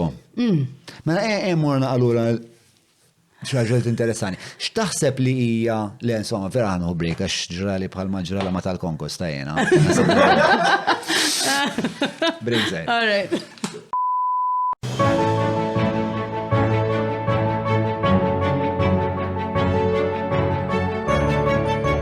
Il-ħobża tal-Malti, il-ħobża tal-Maltin, minant il-Maypole. Ħadda pawza zaħira, safrattanti jira saqsitni għalfej għanna il-Madonnina emmek. Mela, dik tajilna ħabib tagħna li ġewek fuq il-podcast ċertu wieħed Joe Powerful Falzon. Ok. Intaf minnu Joe Powerful Falzon. Mela, Joe Powerful Falzon huwa leġenda Maltija, għandu repeat design sena. Da fi żmienu kien jagħmel dawn il-wirijiet tas-saħħa Mr. Cassandra. All right, naf minnu mela. Nannu Falzon, eżat jgħidulu. U ġi għawek, insomma, għamilna poddata fl-imkien. U da imur fej imur jieħu l-Madonna miegħu, għaxu għandu devozzjoni kbira li l-Madonna. Jobot il-knisja, ġifiri minnu ma nafx għalli fuq il-saċerdot, ġifiri werriċni. Imma għandu devozzjoni kbira għal-Madonna u ġabdi l-Madonna miegħu u qabel ma tela. Speċa tlabtu jista xaħali l-Madonna u għek. Estra, ok. U probabilment qabel ma jagħmel l-wirja tas saħħa jitlob il-Madonna, nimmaġina. Tkellmu, il-Madonna tkellmu. Estra? Il-Madonna tkellmu. U jien għandi relazzjoni partikolari ħafna mal-Madonna jien għateju. Imma għandi relazzjoni speċa niddejja minn jidaj bil-Madonna. Id-darbtej li dajt bil-Madonna minn qalbi l-affarijiet marru vera gravi għal ħafna ġranet. U għal daqstant, anka jen nħos li għandi, ma nafx, għandi xie xorta ta' relazzjoni. Għad ma fimtix, pero tanto ġobni r-raġu speċa xtaqt rekordju għawek u kien ġenerus bizzej speċa għalli. Ma dik il-situazzjon, bil-Madonna. Okay, so that's covered. That's covered. Kif għatħossu sejr dal-podcast? Nispera li tajjeb. Mux it-tama xini, kifet internet. Le, jenet nu gost inkelmek, dejjem ħad gost inkelmek. Tanti għor. Dejjem kena conversations tal-ġen, relaxed. Ta' ċertu, impen. Mela, tkellimna ħafna fuq din il-speċta li jkollok nies li jafuk mill-mużika jiġu jkellmuk min jagħmel it-tpinġija fuq ġismu wiċċek jew bismek. U ovvjament hemm disparità bej dak li n-nies jaħsbu li Ira Losko u dak li Ira Losko realment jitħoss li i. X'taħseb li huma forsi l-iktar ħaġa li nis jemnu dwar Ira Losko li forsi mhix interament korretta, jew li forsi ma jifmux li hemm dwarek? Naħseb l-iktar ħaġa li jaħsbu li jiena high maintenance li vera minix. Tipo jiena vera minix persuna li naf fissata fuq. Ironikament, fissata fuq id-dera tiegħi pereżempju li jew murna merxar jew pereżempju jaħsbuni li jiena naħseb li jien xi ħaġa imħabba l-fatt kif inkun fuq il-palk. Fuq il-palk inti jekk għandek 2-hour show bil-forsi turi ċertu tip ta' kontroll. Bil-forsi turi ċertu tip ta' jiena ħanajk suħat, imma mhumiex ksuħat, it's just the moment, inti qed tagħmel performance u speċi ta' għandek irridni fidejk u you're like manning a band, Vera nħu gosna mela, vera toġobni l-fatt li nħares lej il-mużiċisti tiegħi u qed ħarsu lej speċi hemm dik il-konnessjoni bejnietna, li jafu li jiena hekk I'm leading them tipom ma that we're a unit, aħna team. Qabel għadt li joġbuni team sports ma minix tajba fihom. Ma li jiena li nkun parti minn band is like a sport, fimt? I'm a team. Mhux hekk. U tinħolo kolleġjalità kbira u naħseb. There's a great camaraderie. Ili ma niltaqa' magħhom ħafna l-band, infatti issa rridu nerġgħu naqbdu niltaqgħu. X'kien? Jien naf pereżempju ma jkunx hemm l-opportunità għax m'hemmx pereżempju live performances. I mean dil-pandemija vera ħassret il-festi ta' ħafna nies, Ma tagħtek il-pandemija tagħtek opportunità aktar biex tikteb biex tiskopri. Fil-pandemija kont pregnant u mbagħad wellidt ma tantx. Kemm ilek li wellidt? Sena u 14 ilu. Palmatlek il-mazzi għaj vera ħażin. Imma tifla għandha sena u 14 naħseb. Għana x'qedi Marzu. Meta għadin Marzu? Look, don't ask me about numbers, I'm crap. Yeah, join the club. Do you think it's an artist thing? Okay, forse nistan diskutu għaddeja spiex ma. Jien dejjem preferit il-lingwi, per eżempju, xjenza. Daħħar darba kien hemm dik il-ħabta meta x'ismu dak, Jose Herrera. Tiftakar l-isqarijiet ngħidlek li speċna qal ħafna drabi l-artist m'għandux. Le, ma m'għandux jaqsam man-numri, jien I'm just probablement minn flok dyslexia kelli numerical dyslexia jinnaf. Iġil ma taqbilx ma li għal. Le, assolutament, ma naqbilx, le. Stjajn vera naqbil għalla. Vera? Ejja. Le, ma naqbilx. Anzi, some of the music, jien naf per eżempju naf ngħidlek li Rihanna hija billionaire u flusa jiġu minn businesses oħra kif ukoll mill-mużika tagħha, ma iktar mill-entrepreneurship tagħha. Le, perswas li huwa ċar huwa fatt oġġettiv li hemm min ikun kapaċi ġesti l-arti tiegħu bil-mod li jsir miljonarju anka għax ikollu arti li spiex ta' jsir popolari ħafna. Però almenu fl-esperjenza tiegħi, spiex ta' jiena qabel ma ddeċidejt li spiex ta' qatt mhux se nerġa' nkun broke, kont nkun broke tipo perennialment għax kont niddedika biex ta' tiġi f'punt u hija xi ħaġa li spiex ta' nitkellem ħafna ma' nistawek. Tiġi f'punt fejn tibda tiddedika ħafna ħin biex toqgħod torqom u tipperfezzjona li tkun qed dak il-ħin speċa tkun tista' tużah biex tara kif ħatibni pjan li jagħmel naqra iktar sens kummerċjalment.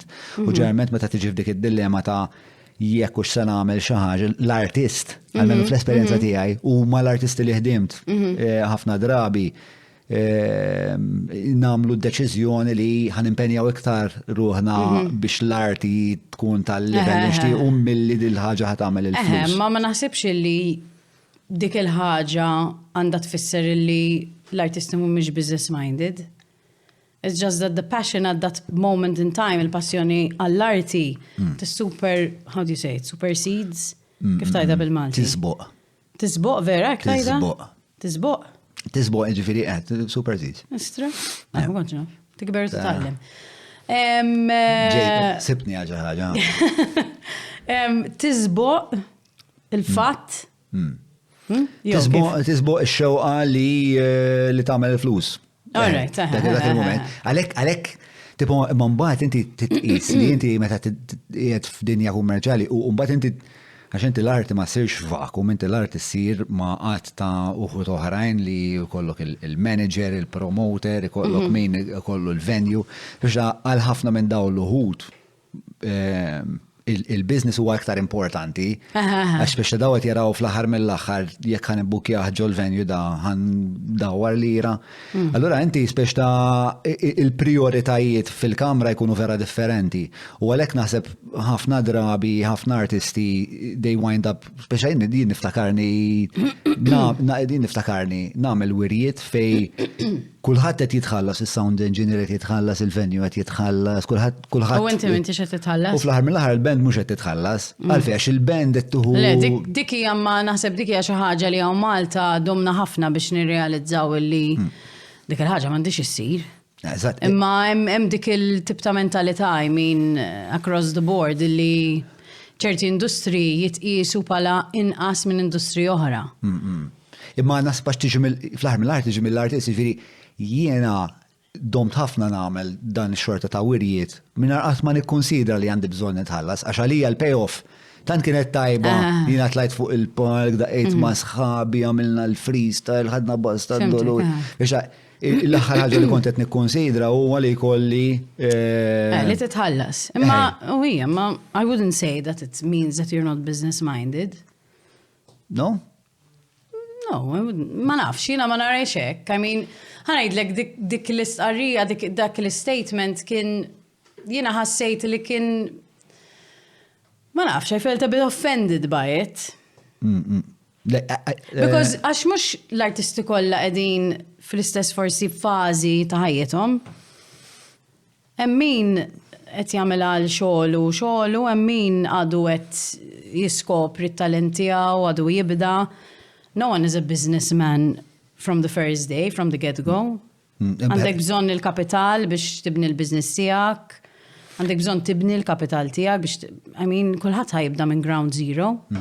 Jiena ħares lura li kieku kelli xi ħadd rip il-band tiegħi li interament l-iktar ħaġa li tinteressaħ huwa li dil ħaġa ħassir finanzjarjament sostenibbli. Biex l-affari kienet tkun ħafna iktar faċli u mbagħad meta niġu biex naf inħares tħallas il-kirja tħallas il-kirja tal-garaġġ. Le mhux hekk. Tixtri l-equipment, tagħmel dawn l-affarijiet kollha. Finanzja l-album.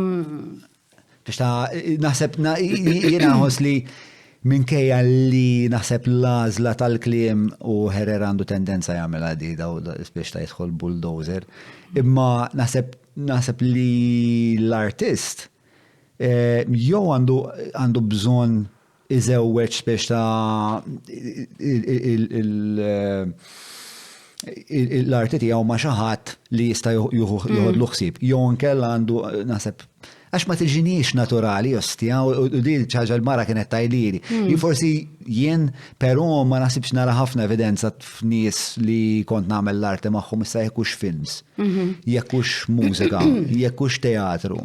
Li per eżempju niftakar missieri kien jagħmel ħafna wirjiet teatrali, il-Manuel l-MITP u kienu jkunu fucking tajbin, ġifieri niftakar missier darba tella play, One Flew Over the Cuckoo's Nest, l-MITP, ġifieri spettaklu out of this world bil-ftit li kellhom da ma nafx ġieli mort l-MITP il-belt da qabdu konvertewh u inti kif tasal hemmhekk One Flew Over the Cuckoo's Nest hija play fuq Asylum. Eżatt. Ma rajtux il-ktieb u ma rajtux il-film, imma naf li Jack Nicholson kien fih. Eżatt. Però qablu naħseb xi ħadd ieħor, naħseb dak il-film kien sar diġà qabel Jack Nicholson. Hija? għandikun, ma nafx, għax kont darba kont Google jgħid fuq għat not niprofa niskopri iktar ma. Lejn rajt il-film u rajt il-wira ta' missieri. Imma l-impenn li tefaw fija għad il-play. Speċa meta nsaqsih fuq missieri fuq daw il-plays u hekk.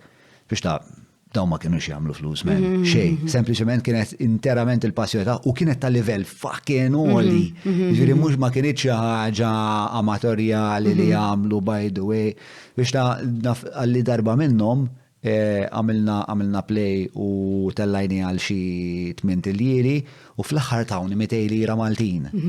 Għallu ħassejtni ġifiri li tawni speċa kważi stħajt noħdilhom il-200 lira Maltin. Ma kien żmien ieħor ukoll. Ma nafx, naħseb I don't know, I mean nispera li naħseb li saru ċerti avvanzi u naħseb li n-nies naħseb anke dil-ġenerazzjoni ġdida jaraw l-affarijiet kemm xejn differenti wkoll. I think they're more business-minded. So naħseb, you know, the statement, naħseb tittoqgħod naqra attent kif tajt ċerti affarijiet għax mhux kulħadd. F'kefa waħda. Mhux hekk, mhux kulħadd l-istess. Jinnema bit-tendenzi. Imma jista' jkun li jista' jkun li kienet l-esperjenza suġġettiva tiegħi man-nies li għamilt arti magħhom. Le, jiena kien hemm żmien li nemmen li jinnaf kont ngħid il-passjoni tiegħi qed override speċi ta' dak li se naqla. Imma I wouldn't say li bajt, you know, daqshekk inġenwa. You know, after all, it's my livelihood. Jekk jien għamilt l-impenn biex nagħti prodott tajjeb, to show up on time, to do the job, bla bla bla. Interament għandek bżonn titħallas tal-impenn kollu li għamilt. Mhux hekk jiena meta morent l-accountant inħallsu tal-li jagħmel l-accounts. Jekk għandi bżonn avukat ħallastu.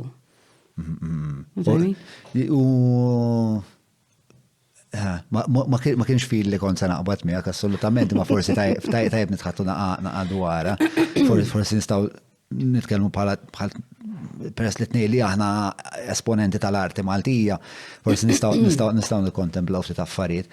Anke tipo tul il-pandemija kien hemm ukoll spiex ta' kien ħafna din it-tensjoni li kien hemm ċertu attivitajiet li kienu permessibbli. Imma mbagħad il-kunċerti ma kienux, it-teatri ma kienux. Inti kifex tax kienet il-pożizzjoni tiegħek fuqha? Jien naħseb li kien hemm ċerti affarijiet li kienu naqra ma kienux jagħmlu sens. Il-loġika ma kienitx it wasn't prevailing tipo. Li jiena dik kienet qed turtaqni. Fis-sens għalfej teatru li diġà palma tajt inti. You know, teatru huwa post li diġà hija diffiċli li ħadbiħu kollu pereżempju, fimt? U li ħadd tagħmel ċertu tip ta' qlieħ fuqu. Għalfej kien hemm teatri fej 4 seats ma stajx tpoġġi fuqhom, you know, they were at below half capacity. Imma mbagħad kien hemm postijiet oħra fejn stajt tpoġġi mingħajr maskra man-nies. Xorta ħajkun hemm il-background music u tista' titkellem, speċjalment tobżoq fuq dak ta' quddiemek, you know. Tipo għalfej dik kienet okay, imma li tmur ġo teatru tara play, meta tara play ma nafx jiena in-nies normali ma jmurux jaraw play u għodu jkellmu l-dak taħdejhom. Jaraw play. Ma jqumux bil-wifqa għax they were overwhelmed by the music or whatever. Għax dik dawk kienu raġunijiet li bdow speċi ta' jagħtuna, fimt? Kienet raġuni li n-nies jistgħu. Waħda minnhom apparentement kienet dik li speċi ta' n-nies jistgħu jqumu, jkun hemm rebus, bla bla bla. Minti. Jiena għamilt qabel il-pandemija, so ġifieri il-kunċerti kważi save for the ones, per eżempju, jien naf at the Beer Festival, per eżempju, kien hemm ħafna konċerti li għamilt jiena fejn nies kienu dejjem bil-qiegħda. Inti jekk tħallas għall-biljett u qiegħed fil-front row, second row, third row, anke jekk qiegħed at the back row, m'intix ħatqum bil-wifqa. Tiġi altament tala bibek minn dak ta' quddiemek u ħatara l-kunċert sieħ bil-wifqa, tipux loġika fiha. Fimt? Għalfejn qed tagħtini dik ir-raġuni biex jien ma nagħmilx kunċert. Meta il-venue huwa safe. Meta tista' jkollok in-nies bil-qiegħda bil-maskra, okej, naċċettawha dik. Bil-qiegħda tjaraw kunċert mill-bidu sal-aħħar u ma qagħdux jitkellmu ma dak taħdejhom. I mean, fil-konċerti li nagħmel jiena, pereżempju, ġo venue partikolari, ma tistax tqum u tmur tixtri drink. Tpoġġi bil-qiegħda, drink tixtrih qabel u tixorbu qabel jew tieħdu miegħek whatever.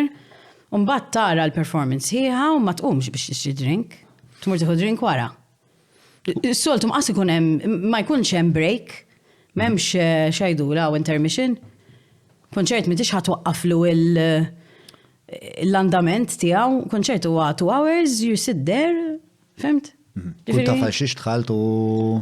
Mhux hekk, you're enjoying the art. It's not m'intix qiegħed ħaġa restaurant, m'intix qed tistenna l-ewwel jiġi jġiblek l-starter, titkellem tparla tiekol, mbagħad jiġi l-main course, mbagħad tlaqt mort it-toilet, u mbagħad mort ħadd sigarett. Ġo konċert, tidħol tara konċert tal-barra.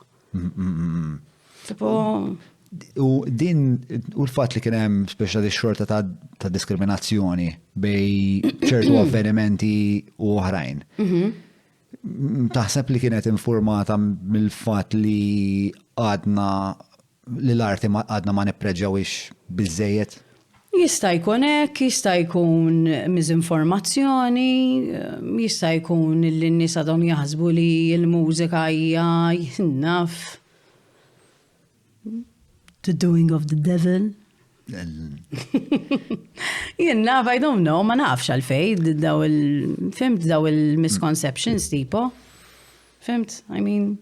Naħseb li. Tmurġu supermarket f'nofs in-nies, naċ minni missek, l-oħra tmissek, mbagħad ħatta u daħalta ġo trolli, mbagħad missejt it-trolli u missu ħaddieħor mhux. Le, riskju bladu huwa ħafna kbar. Ġo supermarket, imma għandek bżonn ħafna ktar tiekol milli tmur konċert.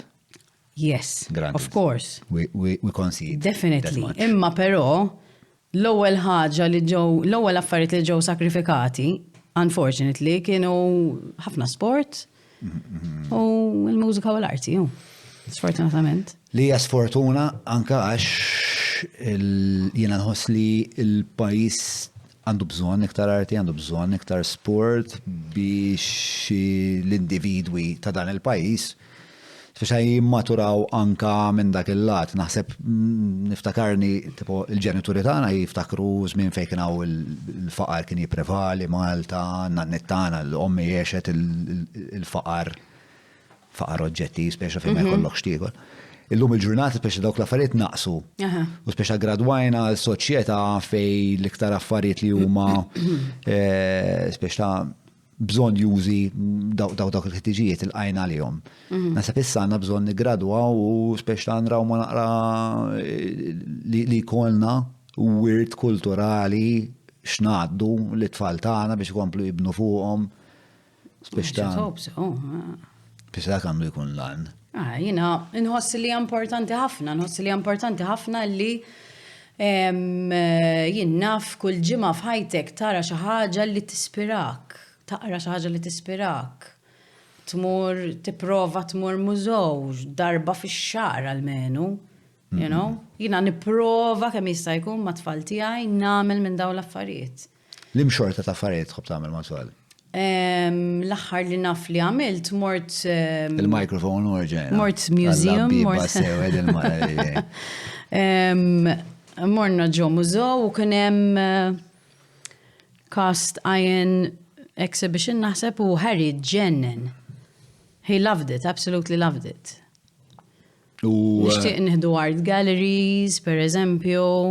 Ħobb ħafna l-mużika, ovvjament, jiena dejjem nisma' stili differenti ta' mużika, per eżempju nitfa' l-klassiku ħafna, nitfa' alternative, nitfa' pop songs ukoll, u f'kollox jinteressa ruħu. U daw titfa'hom għax jinteressaw lilek jew biex l-tfal? Le, jiena per eżempju nħobb ħafna l-klassiku.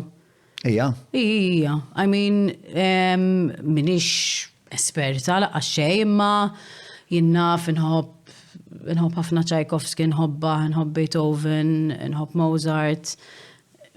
The darker they are, the better. Per esempio, Mozart joġobni naqra inqas, joġobni iktar Bach, iktar Beethoven, iktar Stravinsky, per eżempju, fimt? Stravinsky ma kważi xej tiegħu. Fit-tipo ma naf xej tiegħu, ġieli smajt li ma naf xej. Imma jiena kbirt missieri wkoll kien jisma' ħafna mużika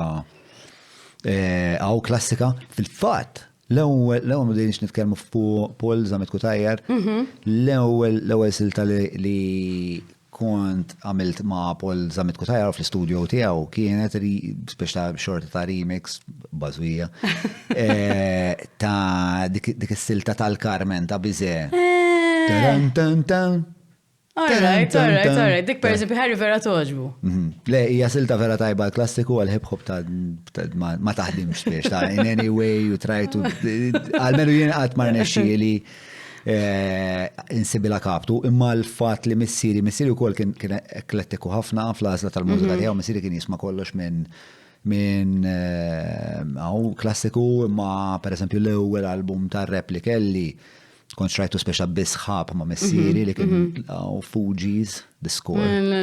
Istra Fugees, dik xisema. Lauryn Hill, amazing artist. I mean, minniġ daqsek intiża fija, I don't really ma nafx il-repertorju kollu taħħa, ma hija mara bravissima. Bla dubju. Għamlet ħafna ħwejġ ma' l-Fugees u l-Fugees kienu groundbreaking għal żmien tagħhom biex anke kellhom dal-ħoss li minkejja kemm hip hop huma kienu minn Ħajti allura kellu l-islant tagħhom u mbagħad ishom it-tlieta li huma ħadu l-mixja solo tagħhom darba minnhom ċempilli Prazmen. Taf kienu tlieta? Mela. Istra, I didn't know they were from Haiti, ma kontx naf. The fucked up story. Darba minnhom konna t-norganizzaw Coolio, kien ġej Coolio Malta. Għamil tabta kont promoter jien.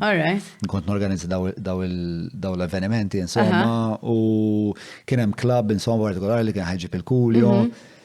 Dall-ostija Coolio, man, inserta, kien tard ħafna fil-karriera ta' Coolio. Tipo Coolio asma kien kellu karriera at this point, just kien speċa kienet jistrieħ fuq Gangsters Paradise dal-affarijiet. Dal-promoter Malti, il-Coolio batlu minn għaliex 16,000 euro biex jiġi Malta, batlu l-flus kollha. Imma mbagħad sirna nafu li da Coolio kien sar crackhead u kien tipo pejplu kollox u ma ġiex. Tipo, ma konna beħen ovvjament xeba biljetti għal Coolio. U mbagħad minn hemm minn hawn ma nafx kif men sirt naf li ħabiba tiegħi ta' fil-Praz. Tipo ħabiba acquaintance tiegħi ta' fil-Praz tatni l-kuntatt tiegħu u batlu xi email. U ovvjament aħna tipo da batlu email ma nsejt li batlu email għaddam mu sej weġeb qatt ma fuck it ħan nippruvaw nibatlu email forsi ġimgħatej oħra Praz jista' jkun qiegħed Malta. U insomma aħna kollha rasna maqtuwa, naħseb kien xi 10 ta' filgħodu konna kollha ġa fis-sakra biex forsi ninsew li għandna traġedja fuq idejna. It's a bit like the Fire Festival. Dak dokumentarju, bro. Dak vera tajjeb. Dak dokumentarju. Vera tajjeb. Tibda taqbdek l-ansjetà miflokom. Anyway, carry on. Insomma, u xi 10 ta' filgħodu, insomma, qed nuħu English breakfast fis-sakra il-Black Bull, dak ta' paċi il-Black Gold ta' tasli Black Bull. Eżatt. U jdoq li l-mobile ekku naqbdu, hello, yo, this is Praz, what you need? It sounds very far-fetched, but I'm buying it. Go for it. Entirely that's what happened insomma. Imma mbagħad eventwalment ma stajniex insibu l-flights li kellu bżonn, tipo aħna konna qed noddu kemm baqalna flus biex forsi nġibuh dar bil-forsi jiġi first class, tipo first class il-biljett kien xi 10,000 euro u spiċċajna we cut our losses. Mbagħad x'għamiltu imma, you refunded? Mela, mbagħad bħallox ntfajt għalla fil-but f'dakinhar fej suppost ġi Coolio, ntfajt hemm mal-biljetterija u flok ngħidilhom jitlu tipo il-biljett u ntihom il-flus lura. U tkun għamilt għalla 3 xhur xogħol gas mal-pjanċa żobb. Imma konna għamilna reklam tajjeb. Mela. Għanna bdejna ximkien ieħor. Hija, xem fuq ira Losko, bdejna għaddu li inti tajt li, mux tajt, inti mintix high maintenance u n-nis jassumu li jent high maintenance. Speċta ġili, ġiri jurtawk spiex ta' l-affarijiet li n-nies jaħsbu dwarek, għax ovvjament bis-social media llum in-nies voċiferi ħafna. Le mhux hekk. Le ħanajdlek, naħseb kont nieħu għalija ħafna iktar meta kont iżgħar, għax kun immatura u speċi ta' tuħu l-affarijiet tipo vera to heart. Imma ormai. I mean, mhux qed ngħidlek li ma tweġġax ċerti affarijiet. Naħseb iktar issa tweġġa kieku xi ħadd ikolli jgħid xi ħaġa kontra t-tfal tiegħek, mhux kontrik. Mhux kontrik. Għax inti sekk trabbi dik il-qoxra le? Jiena ma tantx saru dejquni l-affarijiet. Però ġieli pereżempju jien naf tajt xi ħaġa, tgħaddi xi kumment, xi status, I mean, ċerti affarijiet. I mean, kulħadd għandu opinjoni, kulħadd għandu dritt tal-opinjoni. Kulħadd għandu dritt jitkellem, u speċi ta' jien naf l-iktar ħaġa pereżempju li ddejjaqni meta xi ħadd jgħidli inti mhux kanta biss, inti mhux suppost kantanta, tipo isu m'għandix I have no right isu li ngħid xi ħaġa li ddejjaqni. Fimt? I mean, I don't take to Facebook every day to say something that I don't like. Imma hemm affarijiet li jdejquni u nitkellem dwarhom, jew hemm affarijiet li nħossni vera passionate about them u nitkellem dwarhom. I mean, li ma nafx kemm il-sena advocating for LGBTIQ, per eżempju, it's something that I hold very much close to my heart. Ma naf verament għal xiex, imma it's been years, speċi, ma nbiddilx femti fuqha, femt? Mawra sal-ħannu ta' Derek mhux transazzjoni kif ġibu laħa, fejn apparti tinqeda blifjen kwalità se tiġi mejjun sabiex issawwar l-arfin tiegħek dwar dak li qed tiekol u titma' lil familtek. Biss jekk m'għandekx il-ħin tgħaddi fejnhom il-belt, ibad WhatsApp lil Derek fuq 9986-6425 biex waslulek ix-xirja fuq l-adba. Min fejt biex għadek kifat li ma tafx ma jekk forsi nistgħu niskopru hekk flimkien. Biex narak li tkun attiva, biex taf daw il-parties tal-LGBTIQ, naf li hemm xi rubija bejn l-LGBTIQ anka il-kultura tal-Eurovision, biex ta' huma daw l-affarijiet kollha. Però mhux minn hemm taġiet. Qabel il-Eurovision. Naħseb kelli ħafna ħbieb illi kienu fil-komunità. Wieħed mill-best friends tiegħi qiegħed fil-komunità u jiddispjaċini ngħid illi meta ħareġ when he came out to me on MSN wara ma nafx kemm il-sena illi konninna best friends, ġifieri. Min kont ili nafu minn duk kelli 14. Għal-Jamie li qed ngħidu.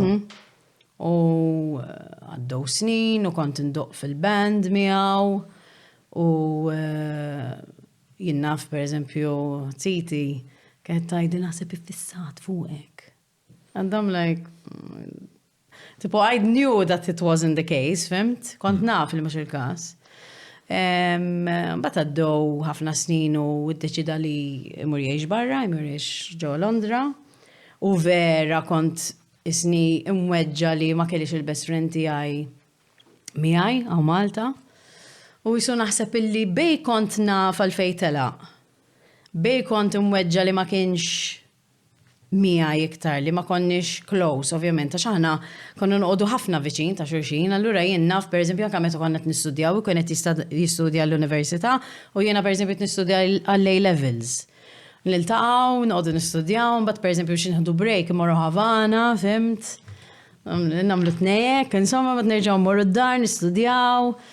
Konna nħobbu ħafna Radiohead, noqogħdu nisimgħu diski flimkien, konna nikbu songs flimkien, ovvjament, so we go a very long way. Għadna nitkellmu every other day, per eżempju, u xorta dejjem jiġi u isu pick up where we left off. Fimt? True friendship. Taħseb li minn hemmhekk bdiet? Jien naħseb il-fatt li jiena nħoss illi ma kontx intuitive biżejjed, ma kontx isni ma konċet ninduna li kienem xaħġa qoddim għajnejja li xaħat qed jipprova jgħid li xaħġa u jiena ma bdejtx nieħu. Ma bdejtx ninduna. Kien jatik U kien jipprova, u kien pereżempju inna f'darba għalinna x'qed jgħidu, pereżempju hekk u hekk li jiena qiegħed ma' wana tipo xemen, zif. Kien jgħidlek li tipo qiegħed Għawajdut li qiegħed ma' tali. waħna, sif, man. U jkun qed jgħidilek biex ta' jara Biex u jara reazzjoni, reazzjoni. jgħidġa u jara jekk u jistax jgħidilna, jew jgħidli, fimt, li u gay, tipo. U meta kont tgħidlu as if men. Ħasna fal-fej kont ngħidha, naħseb. Ma naħseb illi dak iż-żmien tant hawn Malta kien hemm misu din il-general tipo, you know, it's wrong to be gay, jew jinnaf them us and them tipo. Min niftakar per eżempju nimxu qoddim Lady Godiva, jkun hemm per eżempju xi ħadd partikolari nsejt x'ismu imma liebes per eżempju ta' Bunny Girl u l-irġiel jgħaddu miħdejh jgħajruh, fimt, u jitfawlu l-affarijiet. Kienet għada tipo Lady Godiva kien nisu like you don't go there, fimt? U jina qatt ma ħassejt li m'għandix għalfejn immur, u qatt ma ħassejt li dik kienet ħażina, imma isu il-general peer tipo mhux pressure imma peer isu judgment whatever kien iġielek taħseb għax kont immatura wkoll. Ma kontx isu strong biżejjed naħseb, fimt? Illi nagħmel il-ħsieb tiegħi. Pero mbagħad meta Jamie came out to me speċi ta' on MSN indunajt u anke ftit qabel hekk kont bdejt immur daw il-parties u ninduna li kont inħoss dak iż-żmien illi ħadd mu qed jifhimni. Jew ħadd mu qed isu no one was liking me, fimt? In my mind. Pero hemmhekk kont inħossni at home, fimt? Kont inħossi li speċi time I'm one of that community, fimt? Minkejja li inti is-sesswalità tiegħek minn dejjem kont straight?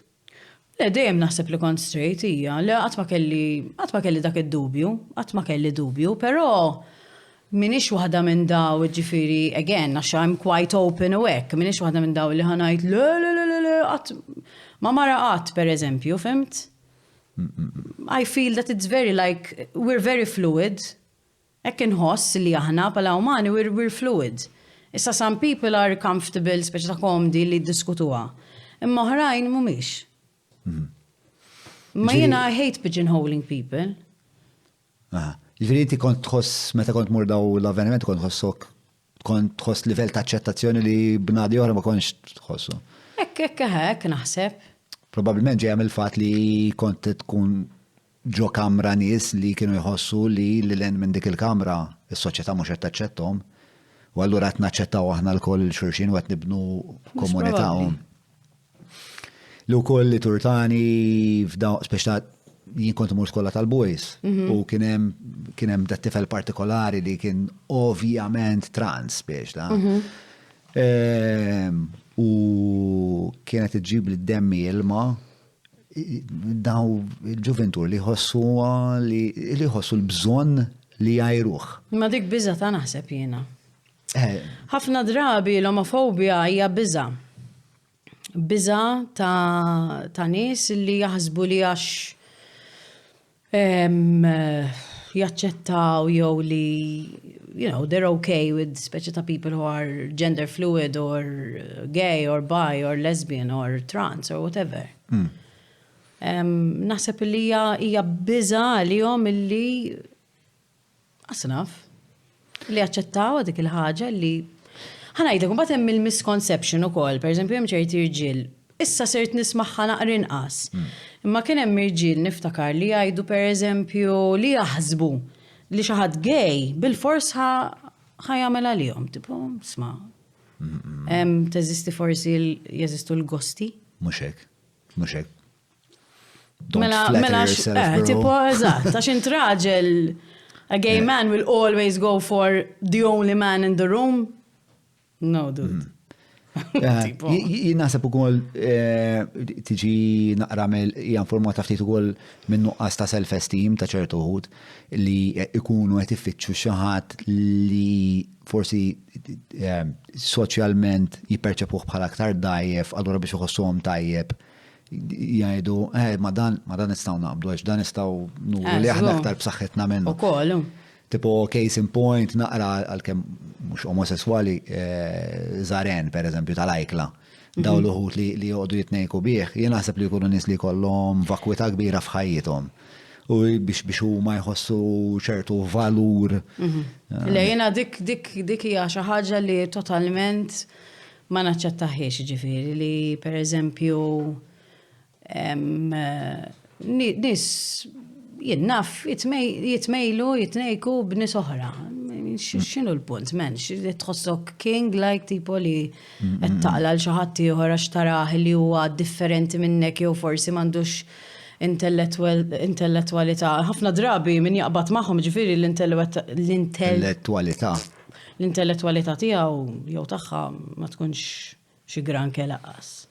Interament. Eżatt, ġej tkun u naħseb ikunu pjuttost konxi tal-fatt li l-intellettwalità tagħhom tkun fiżibel u jgħidu għawek fl-axħar għandis kważi opportunità.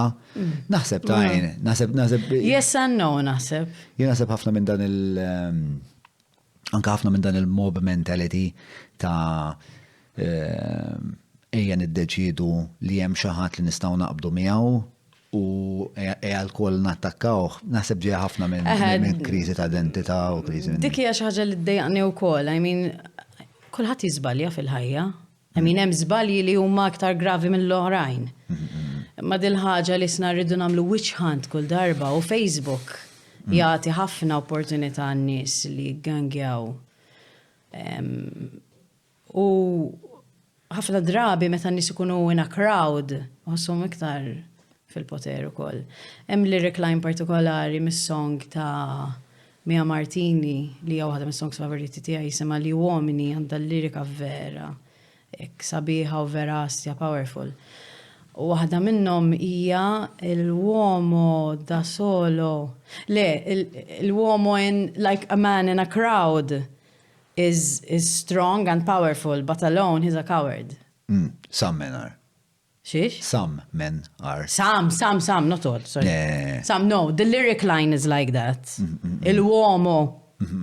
Like, intanti, ma nafx kif edha zatt, imma... Che se l'uomo in gruppo è più cattivo quando è solo ha più paura. That's why I said men, sorry. But yes, some men, you're right. Yeah. It is one of the things that my husband and I argue in a positive way, ta' ġifiri about. What do you debate about? Le, l-ispeċi ta' jgħidli u vera, għandu raġun. Some men, not all men. Yeah, entirely. U għanna tendenza li meta nitkellmu vera, nitfaw palma tlek qabel, mux ma tistax titfall kulħadd fl-istess keffa. So, you rightly pointed out, thank you. Jena nħossa di ftit, fil-fat il-knee-jerk reaction tijaj kienet l-għalik sammen, rajt mux koll. Ma le, għandek raġun, vera, it's true. It's bad to make sweeping statements, I was very, kont namela ħafna qabel, ma nispera li madnix namela. Iġifiri kollok daw taħdiditek ma' raġel tijak fuq il-post tal-raġel fis-soċjetà tal-lum, biex jiena nħoss li kultant nħoss niftit attakkat minn bżonn, taf kif li jisu ir-raġel f'daqqa waħda huwa l-antitesi ta' dak kollu li hu tajjeb. U spiex ta' just by virtue of owning a penis inti għandek proklifita għal-ħwejjeġ mal-vaġi ħafna. Le, jina għara, healthy discussions ikonna, u le, like I said, ma tisax tamil sweeping statements. I mean, għara, jina dejjem najt illi in-nisa, they came a long way and they still have a long way to go. I mean, kien hemm żmien fej, sfortunatament, fej ir-raġel kellu vantaġġ fuq il-mara u forsi f'ċerti affarijiet għad għandu dak il-vantaġġ, però nispera u noħlom li in 2022, you know, we've come a long way. Ma nħossniex esperta fuq dan il-qasam, so ma nixtieqx illi nitkellem dwar affarijiet li forsi ħanaffeċ fihom, imma... Le, jiena laqas, jiena ma għoznix, u naqbel miegħek, fil-kuntest domestiku, xi tkun fucking gidib jew vera m'għandekx idea tal-kuntest storiku biex tajt li jisma' ir-raġel kien jiddomina fid-dar, di kienet toħloq ħafna sitwazzjonijiet ta' dipendenza fejn il-mara minħabba dipendenza finanzjarja di ma tistax titlaq mid-dar, allura jew tibqa' tissawwad jew tibqa' tiġi abbużata b'mod psikoloġiku, daw affarijiet li huma evidenti ħafna. Però wkoll tipo hemm lat ieħor tal-istorja li meta ngħidu daw il-ġrajiet għajla nitkellmu dwarhom li pereżempju għal żmien twil fl-istorja ir-raġel kien għandna dak il-beċċun mela rridu nibnu ferrovija, rridu nibnu treks min-naħa l-oħra tal-Amerika. Saman lestu jafu mutu xi 300,000 minnkom, alla kollha rġiel daw kienu jkunu, tifhimni. Jiġifieri id-dinja bibda biex speċjalment minn dejjem kienet qiebsa u ostili, eċetera, eċetera. U naħseb li r-raġel għamel ċertu ammont ta' sagrifiċċju, però kif qed ngħidu wkoll fil-kuntest domestiku biex hija xi ħaġa kif qed tgħid inta komplessa immens. Le, mhux hekk, I mean it's kompleks u palmatlek, nieħu gost nitkellem ma' Sean fuqhom daw l-affarijiet, kemm il-darba nispiċċaw nargumentaw, ma it's always a healthy discussion, fimt? And you said women came a long way, but they still have a long way to go. Of course, men and women. I mean, both really. We still have a very long way to go, I believe. Il-ħajja dejjem tinbidel, aħna dejjem nadattaw. Jien naf irridu mmorru back to the roots ukoll, I mean hemm ċerti affarijiet pereżempju jien nara nuqqas empatija kbira. You know, li anke fit-tfal pereżempju. Li tinkwetani, u nuqqas empatija pereżempju fuq ċerti affarijiet, kummenti li naqra fuq Facebook jew taħt fil-comment section pereżempju jien naf under news articles, affarijiet hekk. Jinkwitawk? Daw. Jinkwetawni, x'najt, madonna, kif per eżempju, kif raġel jew mara, whatever, kif familja li għandha tfal ġo fiha jinnaf tasal per eżempju tajjar l-individu daqshekk gravi, you know, saying really evil things about a particular person. Palma għatlek qabel, like this witch hunt vibe. U hija partikolarment ubikwita fuq li jettajt inti fuq il-Facebook, fuq l-Instagram not so much. L-Instagram ma tantx ikollna. No, because it's more a photo and a caption under. Facebook is more like tikteb status or Twitter, per eżempju. I find it a bit strange li so. Nasba ġejja mill-fatt ovvjament biex ta' bħalma jgħid kulħadd li bejnek u dak il-persuna hemm screen. Mxek. Speċjalment ħafna iktar faċli li kważi qas tikkomputa interament li dak il-bniedem. Tipo jiena ġieli li nagħmel li nċempillhom dan nies. Ġifieri ikun hemm min kun alla lill-familja mill-qabar. Ċempel u you confront them. Well, it's not that much of a confrontation to be honest. Ġifieri nafa sem fakulta fuq il-kummenti, send message. Għax rajta, nafasa, għedlu brotin il-numru ħanġem bil-lejt. U ġili per eżempju najt ismandi għandi sija rarament tajkolli, għandi sija faket ħanoqtola ek. Imma biex tikkjarifika per eżempju naf fuq xiex ikun kommenta, għalfej kun għalalek. Eżatt, ġeneralment tkun xi kritika mirata, partikolarment dejjem meta tkun mirata lej il-gvern. Mbagħad inċempel u l-moment li jismaw leħen fuq in-naħa l-oħra ta' dak. Spiex ta' jibda' waħda jgħidu għazom jina tinkellem bniedem ta' biex jibda jgħidu da mux biex ta' bħalma dawk in-nies li bdew bdejna ngħidu fil-pożittiv spiex ta' jibnu dill-immaġni li jivveneraw. Ħaddieħor ukoll kapaċi li jibni immaġni f'moħħu ta' dal-bniedem villan li huwa kontra dak kollu li nemmen fih pereżempju. Eżatt. U pratikament u dejjem hekk nidħol eżatt proset. Hemmhekk tidħol jien ngħidilhom spiex ta' bro x'inhu mal-valuri tiegħek inti fiex temmen. You know, at your core. Like what do you care? Fairness? Can we agree li jiena u inti naqblu tnej li għandu jkun hawn fairness? Nistgħu naqblu li m'għandux ikun hawn serq ta' tipo biex ta' li jiena nitfaqqan nattax imbaċċat imur joqgħod jisraqhom. Biex ta' nistgħu naqblu mhux ħaġa tajba di. U ħafna drabi spiċċaw jaqblu miegħi ġifieri qatt ma kelli konverzazzjoni minn daw li spiċċat ħażin. Imma lilek x'jidejqek li ma jifmukx jew li huma inti ma toġobhomx. Għalfej inti ċemplilhom għax inti taħseb li int ma toġobhomx jew li inti mintix qed tinftehim tajjeb. What is the driving force behind you doing that? That's interesting. Questions here, let's go. Yes, inti deep. Mela. Hi, welcome to the Ira Losco podcast. Fil-kamera. Le, għara, bla dubju, jena mela, prinċipju li jena nħaddan ħafna huwa li la darba tieqaf il-konverzazzjoni, hemmhekk tibda l-vjolenza. Sewa, u hemm ħafna evidenza fl-istorja li tajt li tixet daw l-affarijiet li meta il-ħwejjeġ jiġu polarizzati żejjed u l-żewġ kampi jifqu jitkellmu f'daqqa waħda għandna gwerra fuq dejjem. When there's no communication. Fir-relazzjoni hija l-istess. Issa li jiġri huwa minħabba li ħafna mill-medja għal snin twal ġiet maħkuma mill-propagandisti. Allura id-nies għas verament jishtarru dak li tkun għettejt. Sempliċement jtjajdu da kontrina ma laqta salib u dak li jtjajt huwa zbaljat, huwa attak, huwa motivat minn mix-xewqa għal poter, eccetera, eccetera. Jiena bniedem li nħoss li hemm bżonn kemm jista' jkun li nagħmlu sens mill-konfużjoni. Allura spex ta' nħoss li ikunu opportunitajiet sbieħ fejn għajt fejtuni, nkun qed nafna fal-fej, nkun qed nfittax it-tama ostja. Kun qed tipprova tikkomunika ma' dik il-persuna biex nifmek ħafna l-istess naħsibha bħalek.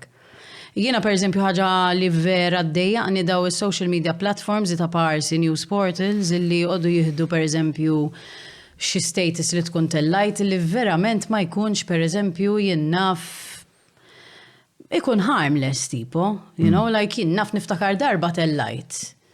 Fil-Christmas kien tellajt ritratti għaj ta' Harry u spiegajt illi jiena vera toġobni Christmas Eve u illi vera tnieħu gost li ħanqattaħa ma' Harry illi jiddispjaċini li r-raġel tiegħi qed jaħdem fil-catering, fis-sens, I rephrase, jiddispeċini li qed jaħdem Christmas Eve, però ovvjament naf li xogħlu, u naċċetta u speċi ta' it's fine with me. Speċi ta' I'm looking forward to spending Christmas Day with him. Ma nafx kien hemm daqshekk negattiv fiha. One social media portal insomma tellaw ir-ritratt u tellaw pereżempju spunt minn dal-status kollu. Li kien clickbaiting. Sewwa? L-imparti qablu jek tista' ma nistax niftakar, imma minni ma nistax niftakar, imma ġelu n-nies, they instigated hate, fimt? U per eżempju kien hemm min qal di mela speċi ta' mela raġel tagħha biss jaħdem. Per eżempju, jien għandi t-tifel taħdem fil-catering mela di il-ħanina, l-ewwel net ma kienx l-ewwel raġel li kelli l-ewwel whatever boyfriend li kelli li ħadem fil-catering. It-tieni jiena kelli boyfriend darba kont naħdem miegħu fil-catering, kont ngħinu għax kien hemm raġel pereżempju beda jgħid jiena fit-faħat għaxar il-patata, like she would never do this. Meta kelli t-tifel, kien hemm min pereżempju qal missa tgħod biddel il-nappies, like biċċert li qatt ma bidlet nappi pereżempju, hello, tipo oħti jien kelli 12 meta oħti twildet, biddilt nappies, silta fix-shower. Neħejt il-ħara, tipo. Preparazzjonijiet maternali. This is what I mean about the high maintenance. Eżatt. Like, x'immaġinaw li jiena speċi ta' xi prinċipessa hekk. Kinna. Miżmuma fis-salmu. Tipo le, man. Totalment le. U meta seħħed din il-ħaġa, ġifieri x'ħassejt? Ma kontx imweġġa, ma jkollok aptit, fimt? Tipo. Isma' ta'. U dak l-aptit is-sodisfajtu? Le, jiena pereżempju innaf jew noqgħod inkellem li nnifsi. Jew ngħid pereżempju l-ħabibti għara x'qalu. Mek, ma no, I mean fis-sens ormai. Ma nħallihomx jirtawni daw l-affarijiet, just niddejja illi hemm social media platforms illi isom boloħ, you know, li jihdu l-informazzjoni u jgħamlu l-artikli minnhom, għax vera bla sensu. Tipo, għazbis nistanajt happy birthday l-ommi, tipo, issa mbatt per eżempju hemm sħabi li għajdu li dil-ħagġa t-toqt tajt happy birthday fuq il-Facebook. Għabat u għajdu happy birthday. Anke ommi stess. Għandhom biċċa raġuna. Ija vera. Ommi stess u kol tajt li jena ma noqgħodx nipposti, ma noqgħodx ngħid proset, per eżempju li għamilt kunċert sabiħ u hekk ngħidlek fiċċek. U vera, għandha raġun, fimt? Għalfej tagħmel għamma, mela, x'inhuwa? Il-Mike. Għalfejn għamela. Tista' tixbdu tisej. Kif tgħid. Għalfejn għamela. Għalfej. Naf mux nimmaġin. It's just something we do, I guess. Fimt? I mean, anke il-Facebook għandu what do you call them? Presets, what is it? Li tista per eżempju. Preset xini. Ma nafx xi xattallu. Li per eżempju, inti jek daħalt il-birthday tijak. U inti friends tijaj. Ifakrek. Mux ekku, today is John Malia's birthday, minna, happy birthday John. Li l-oskat ma batit li. Ma nasibx li aħna friends u Facebook. Le? Ma nafx bu. Poddarsi. Le, ma speċi ta' jekk jiena mbagħad ngħidlek happy birthday. U jiena nħoss li jien naf għexna esperjenza whatever fl-imkien. Mux happy birthday biex mux ma ngħidx happy birthday biss għax jien nħobb nikteb u nelabora. Jien naf ngħidlek happy birthday John, jien naf tiftakar meta bla bla bla. Jien minix imuni għalihom biex ngħid ġifieri femmin ġieli nikteb statuses għandna jkunu jisom Liljadi tagħmel 3 jiem taqrom. Le, zom, aħna maħnx friends, ma jena naħseb nifollow jak, għax jitilaw li l-statuses tijak. Ġina fuq il-page nkun. Ġili taqra l-affarijiet li nikteb. Ġili naqra u ġili tkun twila żejjed. U inti tikteb bil-Malti u xek? Ija mkisser. Ħafna drabi. Le, mhux għax mkisser, ma għajnejja naqra bl-Ingliż iktar maġġel.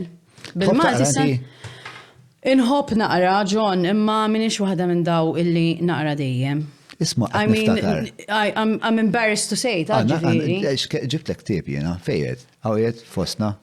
All right, tal-ġen. Yes, enough, bro. U nishti illi I'm more committed. Doktor, l-agenda li huma partners ġodda fuq, mżomux ġodda men, issa uffiċjalment uffiċjajna l-ħbiberija li għanna mal-agenda, ma nġibu l-kodba mill-agenda s-minu għamar. Mela, dak huwa fost wieħed mill-iprem kodba li qrajt naseb top 5 żguralla spiex ta' ġieli smajt bih dak il-ktieb? Smajt bih imma qatt ma qrajtu. Mela, Noah Yuval Harari huwa storiku mill-Izrael, huwa professur jallem naħseb ma nafx għadux, ma kien jallem l-Università tal-Izrael u kiteb 3 kodba dak l-ewwel wieħed li naf bihom jien insomma. U dak huwa speċjal l-istorja tal-bniedem fid-dinja. U jibdilek anzi mill-Big Bang u mbagħad kif daħal il-bniedem fl-istorja. Li għandu verament tajjeb li hu jispjega ħafna minn daw it-tendenzi. Per eżempju, dali għadna kif konnet ngħidu issa għalfejn ikdbu l-affarijiet fil-pubbliku. U jispjega ħonlok f'termini evoluzzjonarji. Okay. Il-kultura minn fej ġejja u li ħafna mill-kultura hija fil-verità issib in-nisel tagħha fil-bioloġija. Sewwa. U wieħed minn dawk il-kodba li meta taqrom jien inselli fuq il-wejża li ma kien raħqat jidhirli. Imma wieħed minn dawk il-kodba li meta taqrom isek tilbes nuċċali ġdid u tibda tifhem il-ħajja.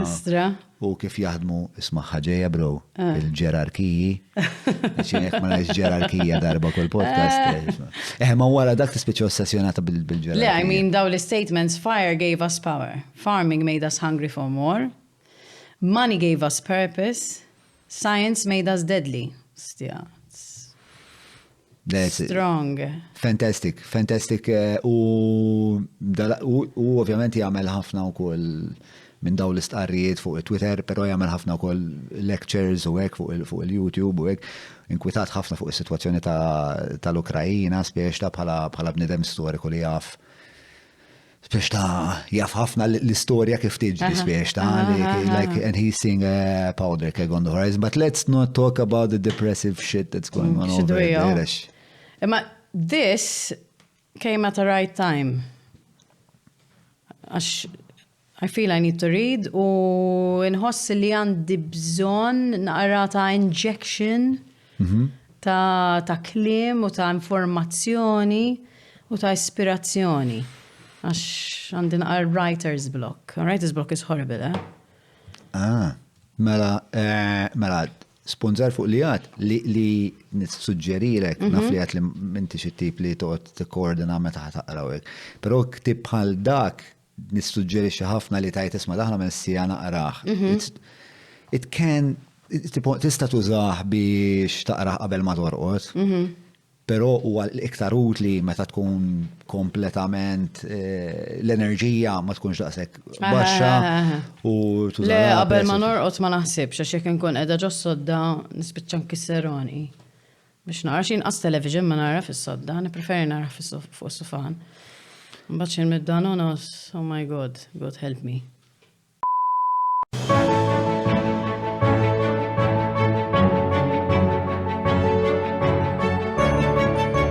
Il-ħobża tal-Malti, il-ħobża tal-Maltin, minant il-Maypole. Mela, di kompletament mhux pjanana, ma intanek xi mistoqsija jew hekk għalija.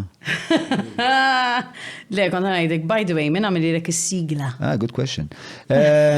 Kien le ħabib kbir tiegħi iż-żgħir, minke kbir u żgħir, ngħidulu iż-żgħir mhux żgħir itwal minni. Għalfejn ngħidulu żgħir il-dak. Għax kien li żgħar wieħed dak iż-żmien li qalgħu ilu żgħir kien ikun li żgħar wieħed. Għamel ħabta tafu l-żgħir inti? Le. Il-bassist. Alan Portelli. Min? Alan Portelli. Alan Portelli, the name's familiar. Wieħed mill-liprem moħ mużikali li għaw fil-ġenerazzjoni tiegħi żgur. U ħabib tiegħi kien il-bassist tiegħi fin-Nobling Show, pero għandu wkoll jagħmel ħafna ħwejjeġ ġerment marbuta mal-jazz. Insomma, u da biex segwi l-affarijiet kollha oħra li nagħmel u għattu li ħanagħmel dal-podcast u min kien hemm iktar Farouj. Rejn Farrugia, Kyle Drakard. U Andrew Franċika. Andrew Franċika għaddu il-gitarra fuq għadi ġviri. Ok, cool. Tipo sana wara tal-limt minn kien. Il-Franċika. Il-Franċika ta' Franċika, żgulli nafu. Franċika, l-hemm ritratt tal-Franċika man jifqani every time. Li besta Grandmastru. Hilarious. Jekk insibuh. Tela, ximkien għawek jiet fuq l-screen jiet palissa. Ta' Grandmastru. Somma, daw għadu u għamlu ċampiltlu għatlu bro, għatlu għanamel podcast speċna għandi bżon silta. U speċna vera ħassejt li fehmu eżatt l-estetika ta' il-podcast xinija, xid-diska naqra għala biba, naqra wildek u speċna natura ta' daw il-konverzazzjonijiet, ek xtaqtom ikunu, u xtaqta tinħas ħafna dan nuqqas ta' polish. Eżatt. Nuqqas ta' polish u nuqqas ta' iktar raw, tkun iktar raw. Eżatt. U dik kienet parti dak kien parti mit-traġitt tiegħi tat-terapija wkoll għal-Dawsja podcast. Għax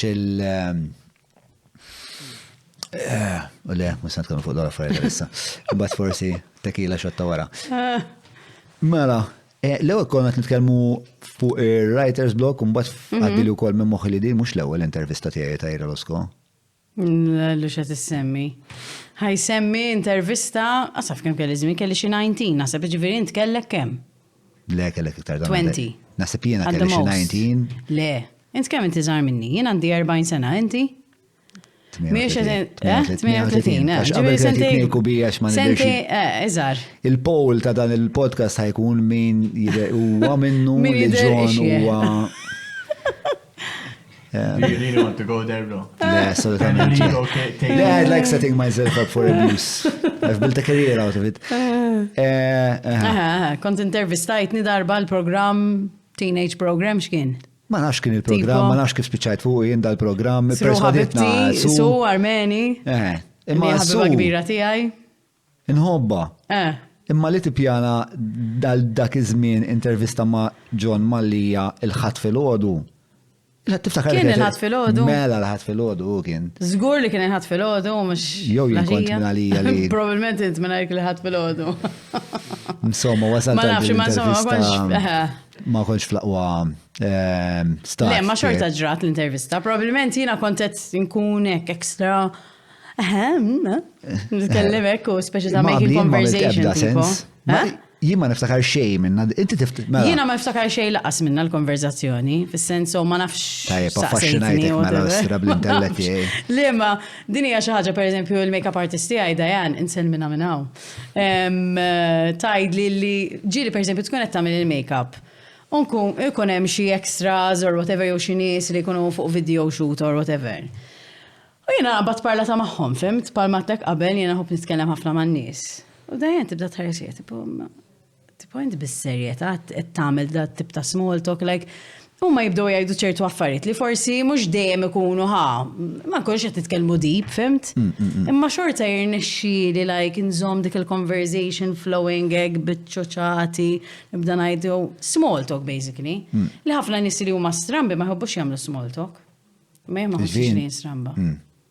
Int ħossok li strambi jew le? Jien ġest ħoss ma ħoss, la xi kriżi. Le, jien ħossni ma nħobbx l-small talk. Idejaqni l-small talk. Imma m'intix stramb. Ma nafx jien stramp. Ma nafx, forsi għanni sem barra, forsi iva. Ma nafx. Insa nisem barra, zom sekonda, xina għawek għet nħos li jina bejt responsabilta, t-prova ta' dijan nistem barra. Jiena l-mistoqsija li l-ek saqsejta, mux nistem barra. Li jien naħseb le, jiena inti m'intix stramp, le. Ministram. Le. Naħseb li titkellem ħafna bis-sens. Le, ma xtaqt insaqsik. Inti taħseb li small talk, le ma fxin il-mistoqsija tiegħi. Huwa ħela ta' ħin? Eżatt, kont nsaqsik. Iva, interament. Allura jiena li nagħmel huwa ġifieri jiena għandi kważi dil-policy li ma nagħmel small talk, però mhux jiġifieri ma nkellimx nies, anzi nkellem nies ħafna, imma pereżempju jien ġieli għamilt jien naf. Pereżempju l-aħħar darba mort nagħti d-dem, għax kelli bżonn tagħmel test tad-dem. U speċjalt għamilt sija nitkellem mal-infermier li ħadet lid-dem, għax ilha ewwel ħaġa li għalt li ma kemm kienet ix-xita barra, għalt li x'temp ikraħanna llum hu. Dort fuq għattila ma toġbokx allura x-xita jien. Għalt li le mhux daqshekk. Tila malfejn ma toġbokx ix-xita jien. Biex dejjem nipprova nsib ir-raġuni għalfejn inti għamilt dil-osservazzjoni. Tafx għalt li għax meta mit-missieri kienet ix-xita. Bum. Minn hemmhekk kemm ilu li met missierek. U bdiet u spiċċajna, kellna dil-konverzazzjoni fit-tul, speċa sirt naf li di kellha għal tlet slip disks li tippreferi biex li suppost ġiet boarded out imma ma ġietx boarded out għax titaljana ruħha mill-fatt li tilfet il-missiera. U f'daqqa waħda sirt nafa b'mod approfondit li qatt ma speċa Ma b'sart li kont se tkun taf. Eżatt. Allura speċa nirrifjuta nagħmel small talk għax hemm ħafna iktar in-nies joffrulek ħafna iktar minn small talk u meta staqsi biex kultant in-nies jgħidulek tipo x'inhu affarijiet iktar ġifieri. Imma rarament. In-nies iħobbu jitkellmu u fid-dinja maġla li qed ngħixu llum inqas u inqas kważi qas man l-iktar nies qrib tiegħek ma jkollok l-opportunità li jkollok din ix-xorta ta' taħdita li jkollna jena u inti. Allura inti meta staqsihom spex ta' affarijiet spex ta' li huma ta' interess intimu għalihom. Iħossu li eżomm hawn xaħat li jinteressaħ minn dawn l-affarijiet dwari. U minn hemmhekk għalhekk spex ta' ma nagħmlux l-small talk għax naħseb li m'hemmx bżonnu. Ok. Jien stramp? Le. Ma sibx jien stramp, ta' Rekordi għawa. Thank you. Mela. Eċċentriku iva, stramp le. Eċċentriku? Ftit.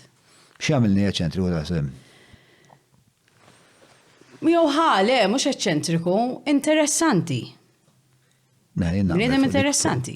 Jiena anke, pereżempju, taf illi maħtok nitkellem ħafna u dejjem she always intrigued me. Li għalla fucking jgħidu xaġa tajba fuq Iġit jgħidu qablek u. fuq.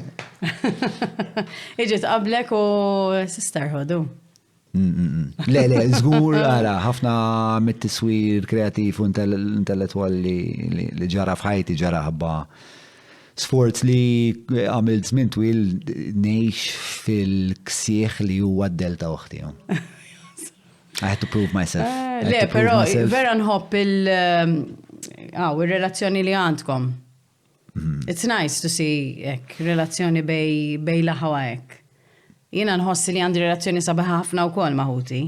Imma nixtieq forsi li kelli ħija, per eżempju, fimt? It would be interesting to see. Ovvjament hemm ċertu kompliċità u anka l-għabdejn nitkellmu fuq per eżempju li konna naraw ħafna ħwejjeġ Taljani meta konna żgħar.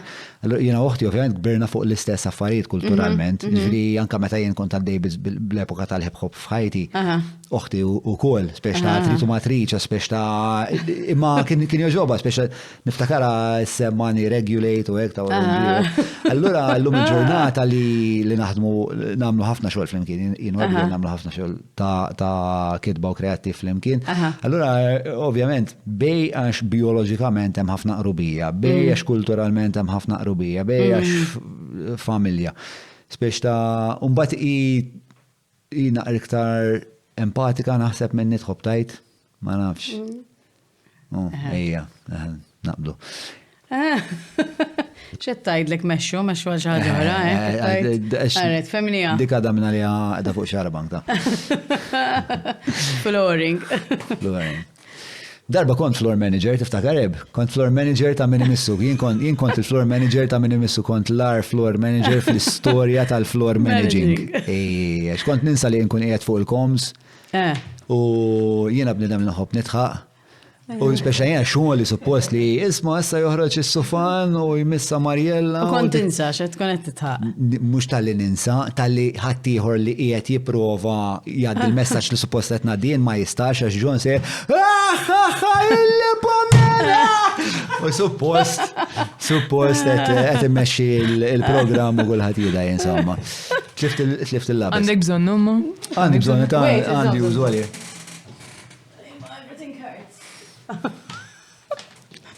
Leta għajra l-osko, leta. Le, naħseb innuqqas ta' exercise.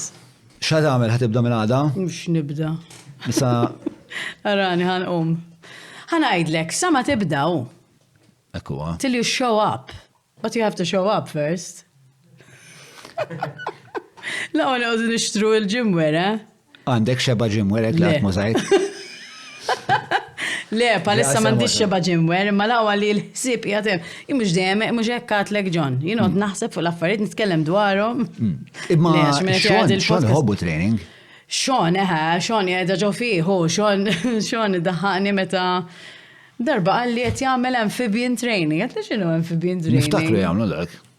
Aħna konna mor It's actually a thing, ġifiri amphibian training. Ġifiri fuq amphibious, probabli kellu dak iż-żarbun ta' dak il-papoċ So it's actually a thing? Ija, amphibious training, t-training fuq l-art u fuq fil-bahar. Ma konċ naf li bħaj, jinsibtu li u. Le, aħna għonna Li u morru. inventa. Le, t-turna aktar. My God. Le, I mean, amphibious, ġifiri water and land. Għax aħna għonna training, jien niftakru meta għonna training u l-Lords. Ija, l-Lords ġem, U emmek kienet spiex tal-affari, l-ewel tmur tamel il-ħadit, whatever, emmek, Bat mortom, like it's not enough, battom, bat terġa tiġi lura, like it's not enough, you run again. Prosit. Where does that come from? What are we running from? Le, nasab it's just a lot of energy that you need to work off, I guess, ma nafx.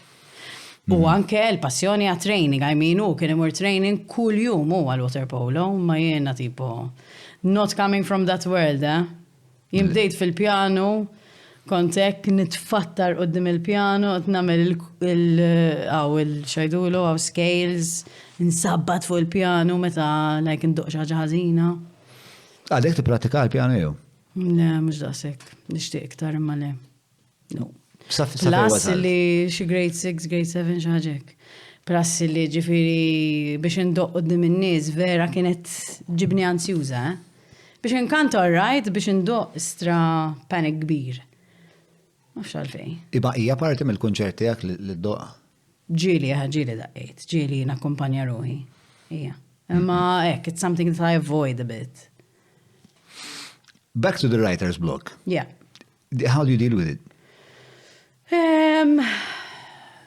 L-ewwel darba li ġrat kont qatt noqgħod nipprova nara dokumentarji fuq ir-writer's block. Per eżempju, naf artisti pal Sting jitkellem fuqha, saqsini x'qal għax insejt. L-affarijiet kollha li qed nitkellem dwarhom illum saqsinix għax insejt. Rajtu imma nsejt. Min dejjem kont insa jew Le naħseb ġrat wara tfal. tista' tiddeskrivi x-shift kien? Naħseb ikollok ħafna ħsibijiet, ħafna affarijiet x'tagħmel u tinsa. Jew forsi jiena bat ninsaw. Jien anke l-lyrics tiegħi ninsihom. Darba kelli nwaqqaf song u nsaqsi n-nies Fl-udjenza? fl-udjenza tipo kif ħanibda u lar meta tkun trid tibda song u ma tistax tiftakar l-ewwel kelma. Binder. Naħseb li ikunem, naħseb li il-rem huwa mhux infinit spiex ta'. Ne, mhux hekk. Mbagħad ikunem affarijiet Ma kif ħadd id-delete għal affarijiet? Naħseb il-moħħ jagħmel affarijiet Auto-delete? Fantastiċi minn hekk naħseb kapaċi jagħmelhom dawk l-affarijiet. Jien pereżempju vera ġi ansjuża jekk imur nara li darba jew darbtejn mort nara xi Shakespearean play. Oh my God, nibda ngħid kif il-lostra jiftakru l-iskript kollu. Huwa hija xi ħaġa li ma nistax nifhem. Mikelli aħna bħala rappers niftakru volum pjuttost. Pereżempju dik taffaxxinani. Kont qed naħseb dal-aħħar forsi hekk. Stja forsi naqbad ir-rap imma le, I have to remember the words. And it would mess up with my flow, so no, I can't stop in the middle of a rap. What's the next word? No. Ma mux isu rap ma nafx hemm xi ħaġa partikolari ta' fih jew għax jaqa' f'ritmu mbagħad ikollok ħafna cues mentali fis-sens ta' ma' din il-kadenza din il-kelma u speċa tibda moħħok fis-subconscious jibda jagħmel daw il-komputazzjonijiet. Ma xorta, I mean ma tistax, like jien naf song normali tista' tivvokalizza minn flok tkanta u speċi ħadd ma jinduna. Tipo, ma fil-rap lew. Le, fil-rap jek titlef tlet kelmiet fil-rap. Daqsek, you're gone, no? You're fucked, ma xek. Għawek tal-għu xaġa, ma. Meanwhile, a study in Nature Neuroscience found that even 2 years after pregnancy, women had gray matter brain changes. These changes took place in regions involving social cognition or the ability to feel empathy for another person. Imma inti dik m'għandekx. What? Dik m'għandekx. No. In other words, some subtle aspects, bro. It's aspects, residue of my criminal past. I don't have a criminal past. Some subtle aspects of memory are sacrificed to enhance other areas of cognition. Ġifiri, emmek għanna qbil. Isma minn fej ġibtu da l-studio. Da mux għalla xiliflet u tal-abba. verywellfamily.com Very well. Hemm artikli oħrajn, because I checked, hemm artikli oħrajn that sustain. Jikkoraboraw dak li qed jingħad hemmhekk. Ma jaqbilx kemm jgħidilna. Le, ma vera, kont rajta di ta' 2 years after u insejta.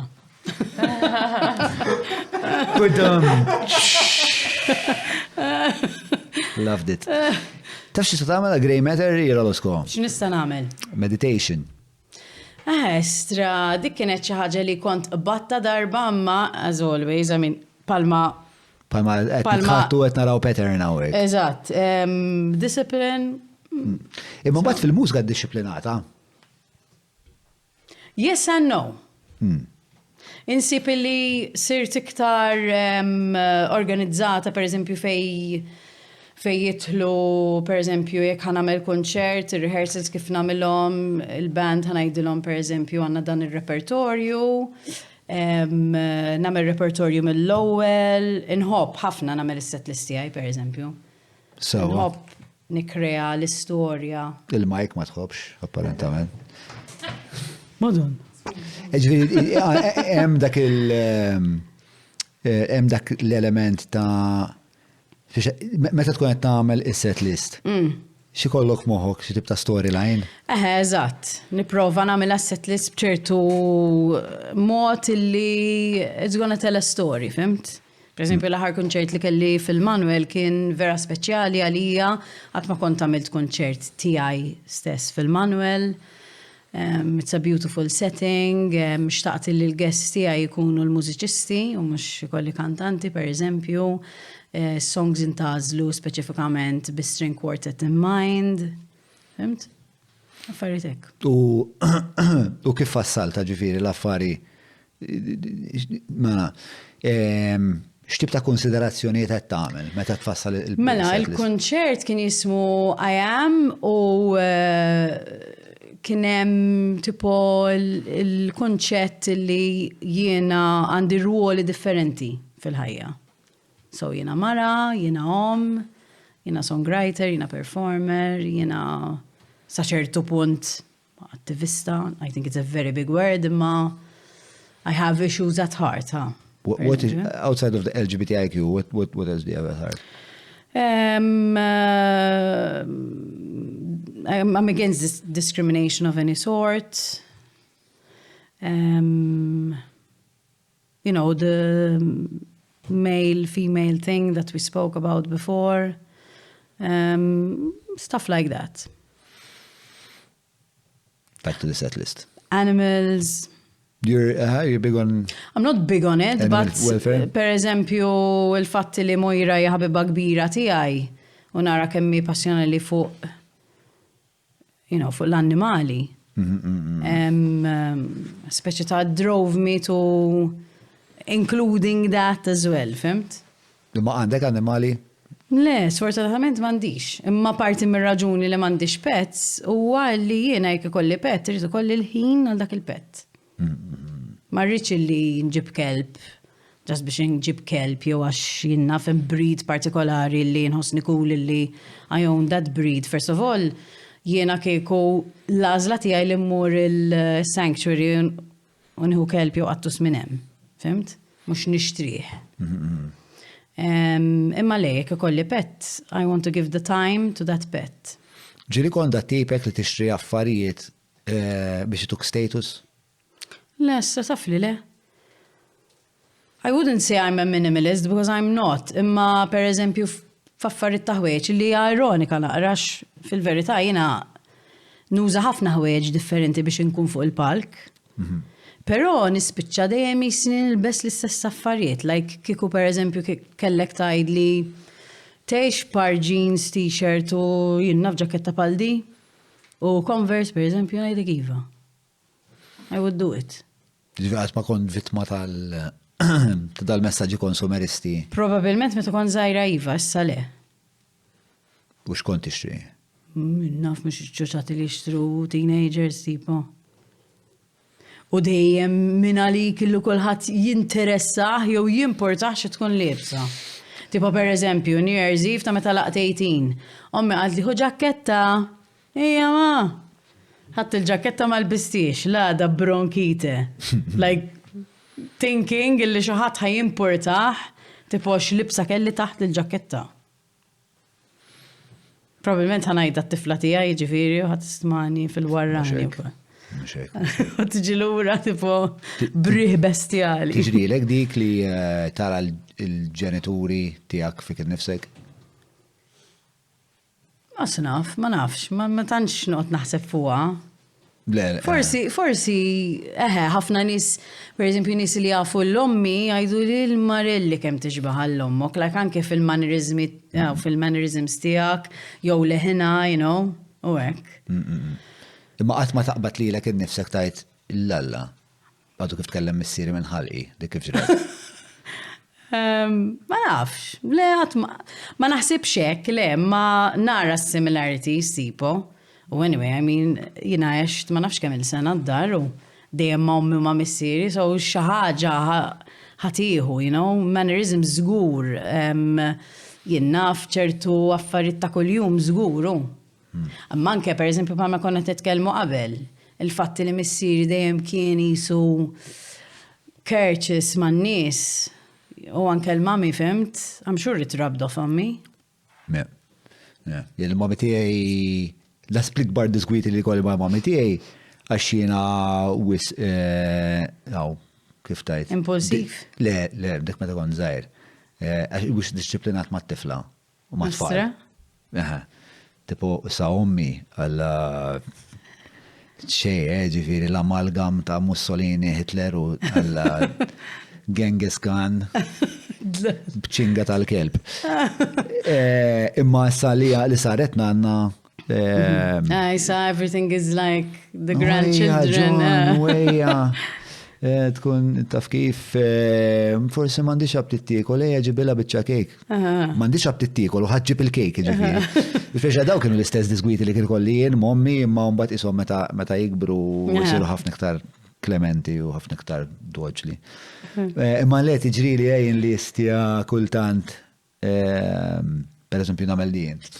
Di missieri, dik missieri għamel assa, missieri per eżempju, jina missieri għamilna nasib kienem s-saxħa ta' xi 20 sena fejn ma tkellimniex, jina missieri, xina mbagħad biex triq sperikolata, missieri kien bandora, mbagħad iltqajna wara żmien u inserta li l-iktar screenwriter li joġob li joġob il-missieri inserta kien l-istess bniedem u da screenwriter li ħadd ma jafu spiex ta' u mhux għax kienet mhux spiex ta' missieri darba għalli smara dal-film kemm imma b'xi mod insertajna li anka daw l-affarijiet. U minnu l-screenwriter jekk? David Mamet jismu. Ok. Rari biex tkun taf minnu David Mamet ġifieri tkun vera nerd. Għamel laqwa film li ħadd ma jaf li jismu Glenn Gary, Glenn Ross. La, ma nafux laqas. Glenn Gary, Glenn Ross. Let's get this shit trending, guys. Glenn Gary, Glenn Ross. Xinu dal-film? Inti rajtu, minti nerd pali, bro. Fux xinu dal-film? Glenn Gary, Glenn Ross l-għonet għandu il-kittib huwa rebaħ il-Pulitzer għal dal-screenplay. L-atturi huma Zozitu Kevin Spacey, Alec Baldwin, Jack Lemmon fl-apiċi tiegħu, Al Pacino, il-cast huwa tifhem u l-fatt li ħadd ma jaf li ġara dal-film hija huwa xi tip ta' fenomenu. Ma nafx kif ma nafux. Soċjali rrid studja u fuq ir-real estate. U film fuq ir-real estate daw gang bejja tal-real estate, hustlers. Pero li tantu miktub tajb li inti tissimpatizza magħhom minkejja li taf li daw qattaħa xejja. Sewa, ma tantu ma msawra tajb il-karattri li inti tixtihom jirnexxu minkejja li xorta daw ta' fett ifottu n-nies. U maħdum naħseb fi tlet ikmamar, ġifieri għandek uffiċċju, restorant, phone booth u d-dar ta' wieħed. Anka l-fat li jena peress li jena niprofa nikteb li screenplays naf kemm diffiċli li tikteb xi ħaġa ta' dik ix-xorta li għalhekk dak il-mod insomma nirrakkomanda Glenn Gary, Glenn Ross. I will watch it for sure. Mel-kideb li tikdeb dil-mara. Le, għara, madok. Le, mbagħad ibgħat. Ġifieri għamilt podcast sieħa u da tgħid li giddieba. Malfa mak. Ma Malta u ma jixraqx għax kont vera mistiedna buzz, vera. Nirringrazzjak. Ħasejtni. Bonġu ħabib, minn għadha nibda nibatlek. Bonġu ħabib.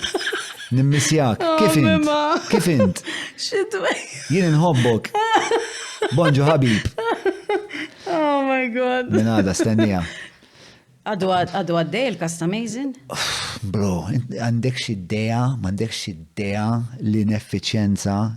Mela, l-aħħar darba, mela, just biex inti idea. Mela, l-avukat ta' Mason daħħal rikors biex jitwaqqa l-statement. L-statement għandu bżonn jitwaqqa u fil-fatt eventualment twaqqa għax l-statement ittieħed lil Mason meta kien għadu taħt l-età Sewwa. mingħajr preżenza ta' ommu minkejja li ommu kienet barra fuq l-adba tad-depo tgħidilhom biex tidħol ma daħluwiex u mingħajr preżenza tal-avukat. Dak huwa statement illegali, vera Mhux hekk, sempliċi.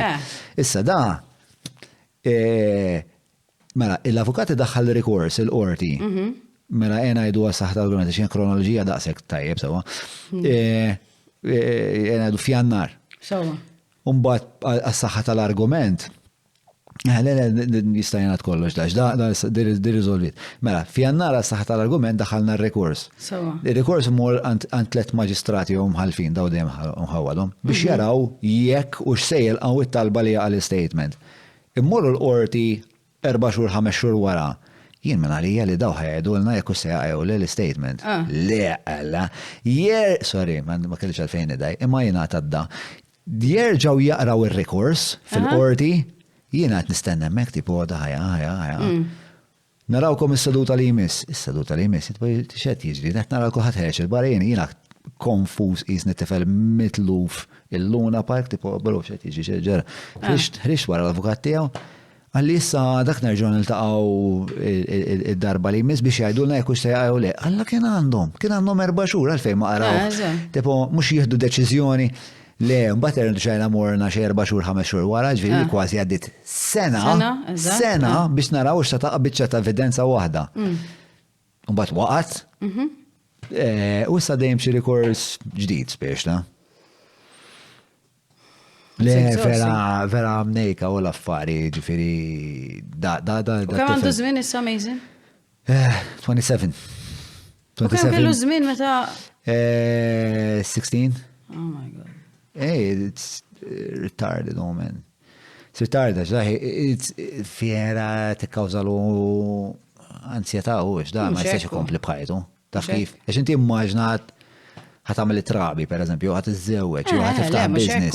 Il-partner tiegħek, whatever, your wife, your husband, has to kind of come on board with that, too. Yeah, and do you want to come on board with that fis-sens ta' inti tittamel it-tfal biex imbagħad is-sena d-dieħla tagħmel xi 6 snin ħabs? Mhux hekk. U tfal ma tibqa' starhom jikbru qas jafuk. Plus li titfaxxa ba' stress fuq il-mara x'di tittrabbi waħedha. Il-ġejjieni tiegħek Ira Losko fiex jikkonsisti? Nispera li jkolli iktar ħin li nikteb iktar mużika, għax inħossi li hemm xi ħaġa mġewwi li għandha bżonn toħroġ. M'għandi xi affarijiet li huma upcoming imma li ma nistax ngħid eżattament x'inhuma għax they're gonna be launched soon. Xejn, iktar mużika. Meta toħroġhom dawn? Soon. May? May? Da meta joħroġ? Dal-podcast? Beginning of April? All right, we can't get a scoop. Le, more music. That's what I'm aiming for. And on a personal level, fil-ħajja personality għaj li nkompli nħares li l-ħajja b'mod iktar pozittiv, b'mod iktar kreattiv, proattiv. I have to read this as well. Yes. U tara Glenn Ross.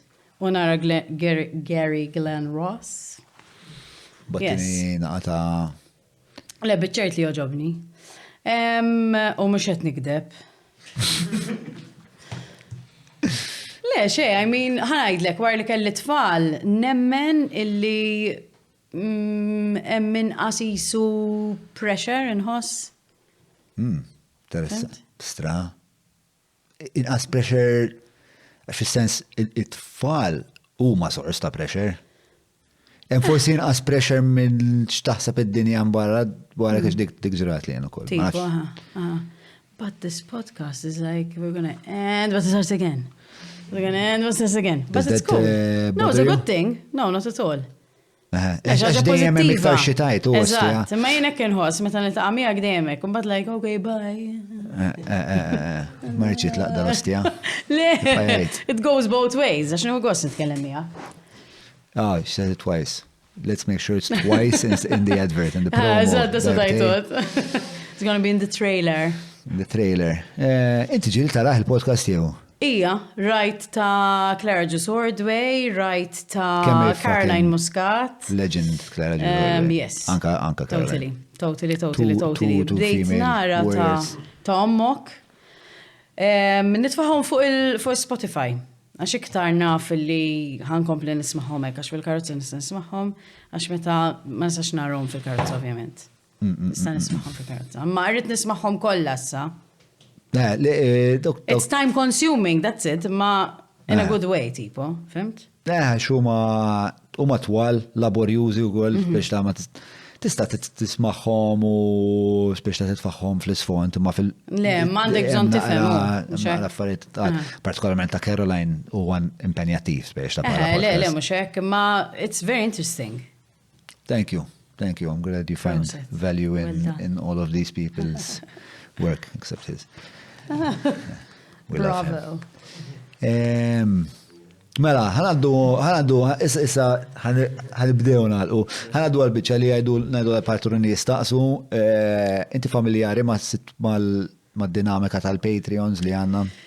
Naf li l-Patreons, they finance the podcast, how is it? They support the podcast? They support the podcast financially and spiritually. Bażikament hemm paġna u dan mhux plug patreon.com/John Malija fejn tistgħu issiru bros tilla champions le. U bażikament hemm dil-komunità li onestament meta tfajna l-paġna tipo anke meta tfajna l-podcast ma kontx nafx il-Madonna. Tipo fiera ma kellix aspettattivi għal dal-podcast. Imma l-Patreon inqas u inqas. Però bażikament in-nies li seguna hemm uħud li huma numerużi, ġifieri qegħdin xi 1300 u xi ħaġa li tant isibu valur fix-xogħol tagħna li jażlu li jagħtu donazzjoni żgħira fix-xahar biex jgħinuna biex pereżempju għamilna l-upgrades tal-kameras stajna nagħmluha għax That's very cult. It's very cult. Very cult. Yes, it is, no? Yes, and there's a great community spirit u tinduna spiex ta' nis li jiġu għaw spiex ta' Edina għax irridu jkunu għaw.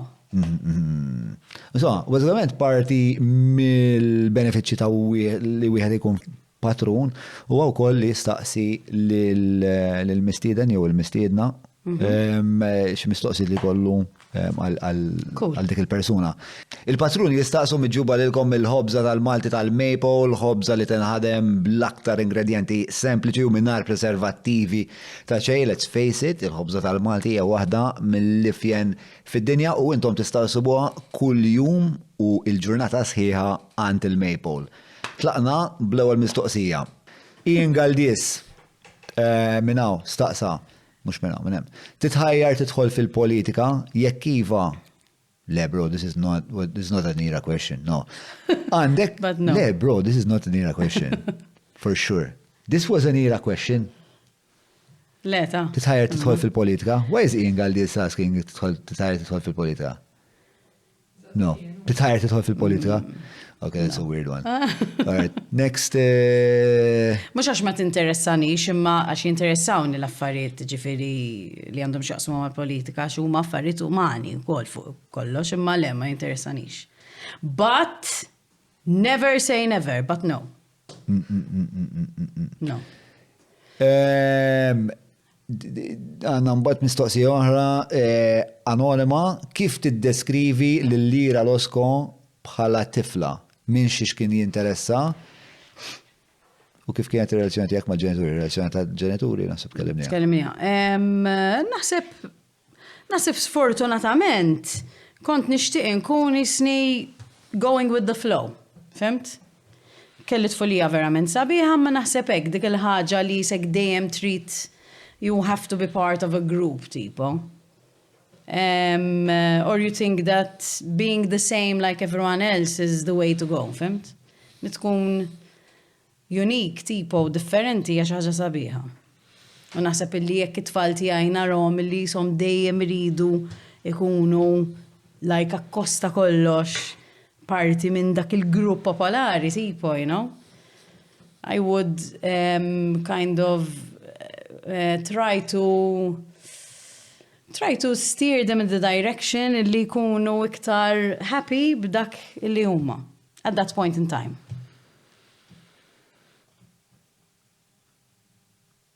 U fuq dik id-nota. So meqjusa. Għalissa, għaxissa ma jistax ikun, speċa ma badna dan il-pass ma jistax ikun nerġaw mur l-ura. Ira Losko, kont mistiedna fucking buzz. Thank you.